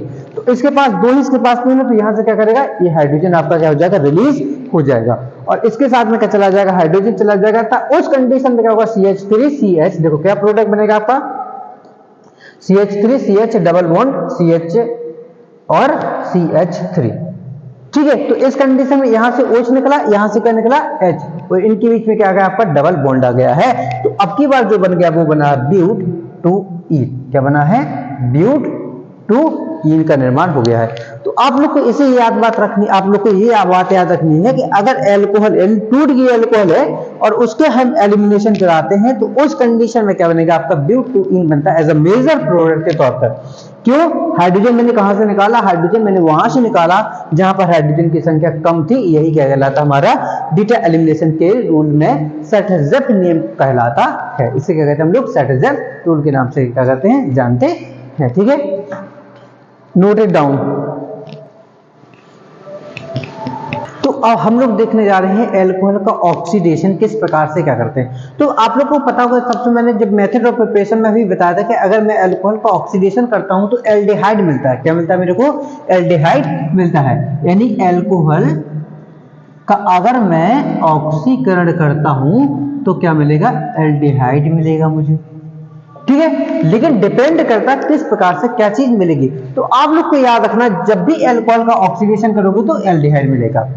ठीक है, अब एल्कोहल की ऑक्सीडेशन करने के लिए कौन सा रिएजेंट का हम लोग क्या करते हैं, यूज करते हैं। तो अक्सर अगर मैं बात करूं, जैसे लिखा CH3CH2OH, अगर मुझे इसका ऑक्सीडेशन करना है तो मैं मोस्टली टर्म क्या लूंगा यहाँ पे, या तो मोस्टली टर्म में क्या ले सकता हूं, Cr2O3 ले सकता हूं या CrO3 ले सकता हूं, क्रोमिक ऑक्साइड CrO3 के फॉर्मेशन ले सकता हूं मैं, या फिर मैं केवल और सिंपल में अगर बात करूं, सिंपल तरीके से मैं करना चाहूं तो केवल मैं ऑक्सीडाइजिंग एजेंट KMnO4 वगैरह भी ले लूंगा, तो उस कंडीशन में ये पॉसिबल हो जाता है तुम्हारा। ठीक है, या फिर अगर मैं Cr2O3 भी ले सकता हूं। ठीक है, इस कंडीशन में क्या होगा, CH3CHO का निर्माण कर देगा। लेकिन मान लो कभी डबल बॉन्ड टाइप का आ जाए, जैसे CH2 single bond CH double bond CH, ठीक है, सिंगल बॉन्ड CH2OH। अब मुझे इसका ऑक्सीडेशन करना है। देखो एक्चुअली ये भी प्राइमरी अल्कोहल है तो कोई बड़ी बात नहीं, तो PCC का बहुत ज्यादा यूज करते हैं। ठीक है, PCC एक ऑक्सीडाइजिंग एजेंट होता है, तो इसको मैं अगर ऑक्सीडाइजिंग एजेंट के तौर पे यूज कर लूं तो ये भी क्या करता है, हमारा प्राइमरी अल्कोहल को ऑक्सीडेशन करके प्राइमरी एल्डिहाइड का फॉर्मेशन कर देता है, तो CH2CHO बना लेगा। ठीक है, तो मैं यानी कि एल्कोहल से ऑक्सीडेशन करके एल्डिहाइड बनाने के लिए मैं मोस्टली इन चीजों को क्या कर सकता हूं, यूज कर सकता हूं। लेकिन अगर मैं वही बात करूं मैं 2 डिग्री एल्कोहल की, ये क्या लिखा आपका देख पा रहे हो, अगर 2 डिग्री एल्कोहल लिखा हुआ है और मैं इसका क्या कर रहा हूं, ऑक्सीडेशन कर रहा हूं, तो मैंने यहां पे ले लिया है Cr2O3 ले लिया, मैंने क्या लिया, क्रोमिक ऑक्साइड ले लिया है। अब मैं जब 2 डिग्री एल्कोहल का ऑक्सीडेशन करूंगा तो यहां से हाइड्रोजन भी निकल जाएगा। तो इस टर्म में क्या होता है, हमें देखने को मिलेगा कीटोन का निर्माण देखने को मिलता है। तो यानी कि 2 डिग्री का एल्कोहल हो तो उसका ऑक्सीडेशन करने पे क्या मिलता है, हमें कीटोन मिलता है। क्या 3 डिग्री एल्कोहल का ऑक्सीडेशन किया जा सकता है क्या, तो आप लोग का आंसर रहेगा नहीं। क्वेश्चन में अगर पूछ ले 3 डिग्री अल्कोहल का ऑक्सीडेशन करने पे क्या मिलता है, तो आप लोग बोलोगे कि 3 डिग्री अल्कोहल का ऑक्सीडेशन करने पर हमें एल्कीन प्राप्त होती है। क्या मिलता है, हमें एल्कीन प्राप्त होती है। आप लोग को बिल्कुल याद रखना, 1 डिग्री अल्कोहल का अगर ऑक्सीकरण करें तो एल्डिहाइड, क्या मिलेगा हमें, एल्डिहाइड। 2 डिग्री अल्कोहल का अगर हम लोग क्या करें, 2 डिग्री अल्कोहल का अगर ऑक्सीकरण करें तो मिलेगा हमें कीटोन। क्या मिलता है, हमें कीटोन मिलेगा। ठीक है, लेकिन अगर हम लोग क्या करें, 3 डिग्री अल्कोहल का ऑक्सीकरण अगर करें हम लोग तो हमें मिलता है एल्कीन। यानी क्या मिलेगा, हमें डबल बॉन्ड मिल जाता है, यानी इसका ऑक्सीकरण नहीं होता है, इसका तो एलिमिनेशन होता है। तो 3 डिग्री अल्कोहल का जब भी ऑक्सीडेशन करें तो क्या मिलता है, हमें एल्कीन मिलता है। यहाँ पे अगर आप लोग चाहो तो एक बहुत अच्छा एजेंट यानी कॉपर को 300 डिग्री सेल्सियस पर अगर गर्म करोगे तो ये सारी चीजें हमें यहाँ पे भी देखने को मिल सकती है। यानी कि इनको भी हम लोग क्या कर सकते हैं, एज याद कर सकते। मोस्ट याद रखना, एक क्वेश्चन आएगा और ये जरूर बात याद रखना, 3 डिग्री अल्कोहल का ऑक्सीडेशन करने पर हमें एसिड वगैरह नहीं मिलता है, हमें क्या मिलता है, एल्कीन का निर्माण देखने को मिलता है। तो इस बात को आप लोग बिल्कुल ही अच्छे से याद रखें, उसको बिल्कुल लिख भी ले आप लोग। तो मैं अब बात करने जा रहा हूं रिएक्शन ऑफ फिनॉल की, मैं बात करने जा रहा हूं। तो रिएक्शन ऑफ फिनॉल में जो मैं पहली रिएक्शन की बात करता हूं वो मैं बात करूंगा नाइट्रेशन। किसकी बात कर रहा हूं, नाइट्रेशन यानी कि नाइट्रीकरण। बहुत ही इंपॉर्टेंट रिएक्शन है, बिल्कुल ही याद रखना है इनको। क्या कहता है नाइट्रीकरण रिएक्शन में, जैसे ही मैं क्या करता हूं फिनॉल यानी कि फिनॉल, इसकी रिएक्शन में डाइल्यूट HNO3 के साथ कराता हूं। किसके साथ कराता हूं, डाइल्यूट HNO3 के साथ कराता हूं, यानी कि तनु HNO3 के साथ कराता हूं। तो देखो नाइट्रीकरण अभिक्रिया में अगर आप लोग को याद होगा तो NO2 ग्रुप जुड़ता था। कौन जुड़ता था, NO2 ग्रुप जुड़ता था। लेकिन जो फिनॉल होता हमारा ये ऑर्थो पैरा डायरेक्टिंग ग्रुप होता है, यानी केवल इसमें जो NO2 ग्रुप हो या तो ऑर्थो पे लगेगा या तो पैरानाइट्रोफिनॉल हमारा फॉर्मेशन हमें देखने को मिलेगा, यानी NO2 कहां लग जाएगा, आपका पैरा पोजीशन पे लग जाएगा। तो इस प्रकार से क्या होता है, अगर हम लोग फिनॉल का नाइट्रिफिकेशन कराते हैं तो ऑर्थोनाइट्रोफिनॉल और पैरानाइट्रोफिनॉल क्या होता है हमें देखने को मिलता है। लेकिन इसमें जो पैरानाइट्रोफिनॉल होता है आपका मेजर प्रोडक्ट हमें देखने को मिलता है। लेकिन अगर मैं आप लोग को एक बात और बोलूं कि अगर मैं पैरानाइट्रोफिनॉल यानी सॉरी मैं डायरेक्टली फिनॉल की रिएक्शन कंसंट्रेशन HNO3 के साथ करा दूं, किसके साथ करा दूं, कंसंट्रेशन HNO3 के साथ करा दूं, तो इस कंडीशन पे जो हमें देखने को मिलेगा आप लोग शॉक्ड हो जाओगे। इसमें सांद्र HNO3 के साथ जैसे रिएक्शन कराते हैं तो एक्चुअली क्या करता है कि जितने भी आपके ऑर्थो पैराडाइक्टिंग ग्रुप हैं यानी ए इधर सब जगह क्या होता है NO2 ग्रुप लग जाता है। क्या लग जाता है यहाँ पर, NO2 ग्रुप लग जाता है, NO2 ग्रुप लग जाता है। तो 3 मॉलिक्यूल लेके यहाँ से 3H2O निकल जाता है। तो इसकी अगर मैं नाम की बात करूं तो देखो नंबरिंग कर देंगे अगर तो 1 2 3 4 5 6, दूसरे पे चौथे पे छठे पे नाइट्रो लगा हुआ तो 2 4 6 ट्राई नाइट्रोफिनॉल इसका नाम होता है। क्या होता है, 2 4 6 ट्राई नाइट्रो फिनॉल। लेकिन इसको जो मैन है वो क्या कहते हैं, हम लोग पिक्रिक एसिड के नाम से क्या करते हैं, जानते हैं। तो क्वेश्चन पूछ सकता है how to convert phenol to picric acid, phenol से पिक्रिक एसिड कैसे बनाओगे। तो फिनॉल की रिएक्शन अगर सांद्र HNO3 के साथ करा देते हैं तो पिक्रिक एसिड का निर्माण हो जाता है। मैं सेकंड रिएक्शन की बात करता हूं यहाँ पे हैलोजनीकरण। कौन सी रिएक्शन की बात करता हूं, हैलोजनेशन यानी हैलोजनीकरण। तो हैलोजनीकरण रिएक्शन में आप लोगों ने पढ़ा होगा कि जब भी हैलोजन की अगर मैं फिनॉल की रिएक्शन किसके साथ करा दूं, मान लो Br2 के साथ करा रहा हूं इन दी प्रेजेंस ऑफ FeBr3, किसके साथ करा रहा हूं मैं, FeBr3 के साथ में। तो इस कंडीशन में क्या होगा कि जो हमारा ब्रोमीन है वो कहां जुड़ेगा, एक बार ऑर्थो पे एक बार कहां जुड़ेगा, पैरा पे जुड़ जाएगा। तो एक बार क्या कर देता हूं, एक बार ऑर्थो पे यानी कि OH पर B ऑर्थो Br, और एक बार क्या होगा आपका पैरा पे Br ग्रुप क्या हो जाएगा, लग जाएगा। तो एक बार पैरा ब्रोमो फिनॉल का निर्माण हो जाएगा। जिसमें अगर मैं बात करूं पैरा ब्रोमो फिनॉल जो आपका है ये क्या होगा, आपका मेजर प्रोडक्ट आपको देखने को मिलेगा। ठीक है, यहां पे मैं FeBr3 की जगह पे अगर लेना चाहूं तो CH2 भी ले सकता हूं। क्या ले सकता हूं, CH2 भी ले सकता हूं। लेकिन एक जो रिएक्शन और होती है वो रिएक्शन क्या करता है, अगर कभी भी फिनॉल की रिएक्शन, किसकी रिएक्शन हो, फिनॉल की रिएक्शन, अगर मैं फिनॉल की रिएक्शन किसके साथ करा दूं, अगर तुम्हें पता फिनॉल की रिएक्शन में किसके साथ करा दूं, फटाक से Br2 के साथ में करा दूं। ब्रोमीन वाटर के नाम से भी क्या करते हैं इसको जानते हैं, BrCCl4 भी लिखा हो सकता है।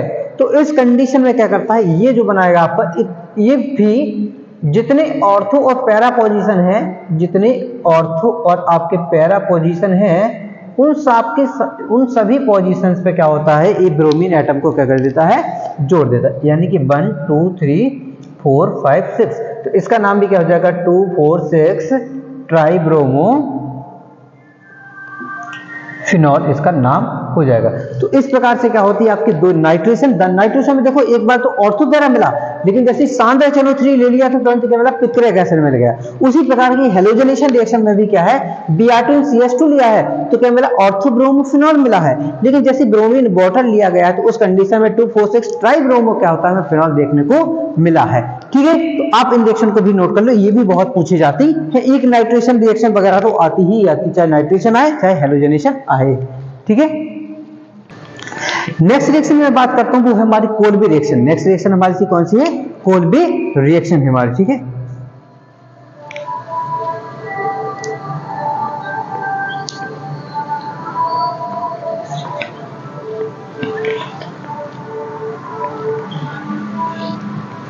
तो नेक्स्ट रिएक्शन हमारी है कोल्बे रिएक्शन। कौन सी रिएक्शन हमारी, कोल्बे रिएक्शन।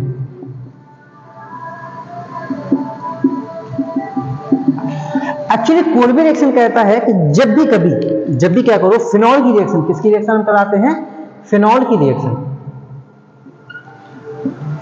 अगर मैं फिनॉल की रिएक्शन किसके साथ करा दूं, NaOH के साथ करा दूं, किसके साथ करा दूं, NaOH के साथ करा दूं, तो इस कंडीशन में क्या देखने को मिलता है हमें, सोडियम फिनॉक्साइड। क्या होता है, सोडियम फिनॉक्साइड देखने को मिलता है। लेकिन जैसे ही सोडियम फिनॉक्साइड में क्या करते हैं हम लोग, CO2 गैस पास करते हैं एसिडिक मीडियम में, तो इस कंडीशन पे क्या हमें देखने को मिलता है, ये कन्वर्ट कर देता है O को OH और यहाँ पे क्या जाता है COOH, यानी कि फिनॉल से सैलिसिलिक एसिड का निर्माण हमें देखने को मिलता है। क्वेश्चन पूछ सकता है how to convert phenol to salicylic अम्ल, फिनॉल से सैलिसिलिक अम्ल कैसे बनाएंगे, तो फिनॉल से सैलिसिलिक अम्ल बनाने के लिए भी क्या करते हैं, फिनॉल की रिएक्शन NaOH फिर CO2 गैस पास कर देते हैं, तो क्या होता है, डायरेक्टली सैलिसिलिक एसिड का निर्माण हमें देखने को मिल जाता है। ठीक है, इसके बाद में जो रिएक्शन हमारी है वो आती है, मोस्ट इंपॉर्टेंट रिएक्शन है दोनों, कोल्बे रिएक्शन भी, फिर आती है हमारी राइमर-टीमन रिएक्शन। क्या होती है हमारी, राइमर-टीमन अभिक्रिया।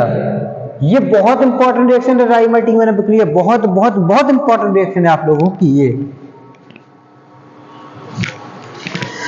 ओके, तो देखो राइमर-टीमन रिएक्शन में अभी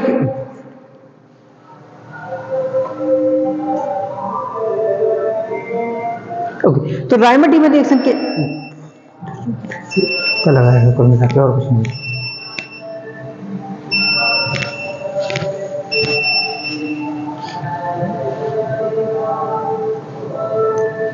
ओके, तो राइमर-टीमन रिएक्शन कहता है कि कभी भी अगर फिनॉल की रिएक्शन किसकी, अगर मैं कहूं फिनॉल की अभिक्रिया, ठीक है, अगर फिनॉल की अभिक्रिया क्लोरोफॉर्म के साथ कराता हूं, किसके साथ में, CHCl3 और प्लस अगर एक्वस KOH या फिर NaOH में लेता हूं, क्या है, राइमर-टीमन अभिक्रिया कहता है फिनॉल की रिएक्शन अगर क्लोरोफॉर्म के साथ और एक्वस KOH के साथ कराते हैं तो इस कंडीशन पे हमें जो देखने को मिलता है वो देखने को मिलेगा हमें सैलिसल्डिहाइड। क्या मिलता है हमें, सैलिसल्डिहाइड देखने को मिलता है। तो याद रखना, फिनॉल की अभिक्रिया क्लोरोफॉर्म तथा जलीय KOH के साथ कराने पर सैलिसल्डिहाइड का निर्माण होता है।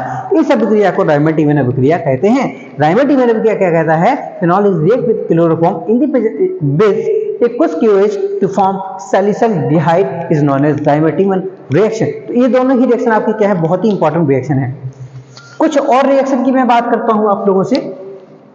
एक क्वेश्चन बहुत पूछा जाता है कि फिनॉल को हम लोग डार्क प्लेस और मतलब फिनॉल को जो अंधेरे तथा बंद बोतलों में क्यों रखा जाता है, तो आंसर होता है आपका इसका, ये क्वेश्चन पूछता है phenol is kept in the dark place and the close बोतल, व्हाई, तो इसका आंसर आप लोग को लिखना है। फिनॉल की अगर मैं बात करता हूं तो फिनॉल को जैसे हम लोग अगर ओपन प्लेसेस पे रखते हैं, कैसे ओपन प्लेस या ओपन बोतल में रखते हैं, तो उस कंडीशन में क्या करता है, नेचर की ऑक्सीजन, कौन सी, नेचर की ऑक्सीजन के साथ कंपाउंड करके, कंबाइन करके ये बनाता बेंजोक्विनोन का निर्माण कर लेता है। किसका निर्माण करता है, बेंजोक्विनोन का निर्माण कर लेता है, जो कि पिंक कलर का होता है।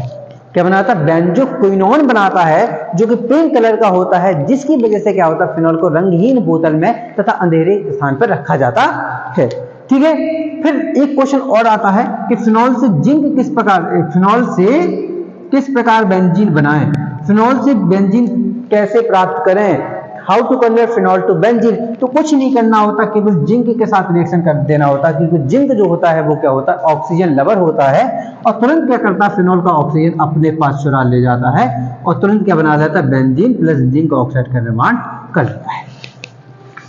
तो तो इस प्रकार से क्या थी आपकी सारी की सारी फिनॉल की रिएक्शन भी हो गई, आपकी एल्कोहल की रिएक्शन हो गई। और एल्कोहल और फिनॉल के आज की लेक्चर, इस वन शॉट के लेक्चर में केवल हम केवल एल्कोहल फिनॉल के बारे में देखते हैं। एक जो छोटा सा लेक्चर होगा हमारा आधा घंटे के समथिंग का ईथर का, वो हम लोग नेक्स्ट डे पे मतलब कल उसको लिए लेकर आप लोग के साथ में हाजिर हो जाएंगे। ठीक है, आज के इस वन शॉट लेक्चर में आप लोग के लिए केवल एल्कोहल फिनॉल ही रखा गया है, क्योंकि इसकी लेंथ भी काफी सारी हो गई। वैसे भी आप लोग कम ही देखते हैं, पता नहीं देखने में आपको जैसे लगता है जैसे पैसे लगते हो। मैं आपके लिए इतनी मेहनत करता हूँ, रात भर जाके आपकी वीडियो बनाता हूँ, फिर भी आप लोग क्या करते हैं, वीडियो नहीं देखते। वीडियो देखने में आप लोग को शर्म आती है, जबकि मैं आप लोग के लिए ही कर रहा हूँ, मैं अपने लिए नहीं कर रहा हूँ, लेकिन तब भी आप लोग वीडियो नहीं देखते हैं।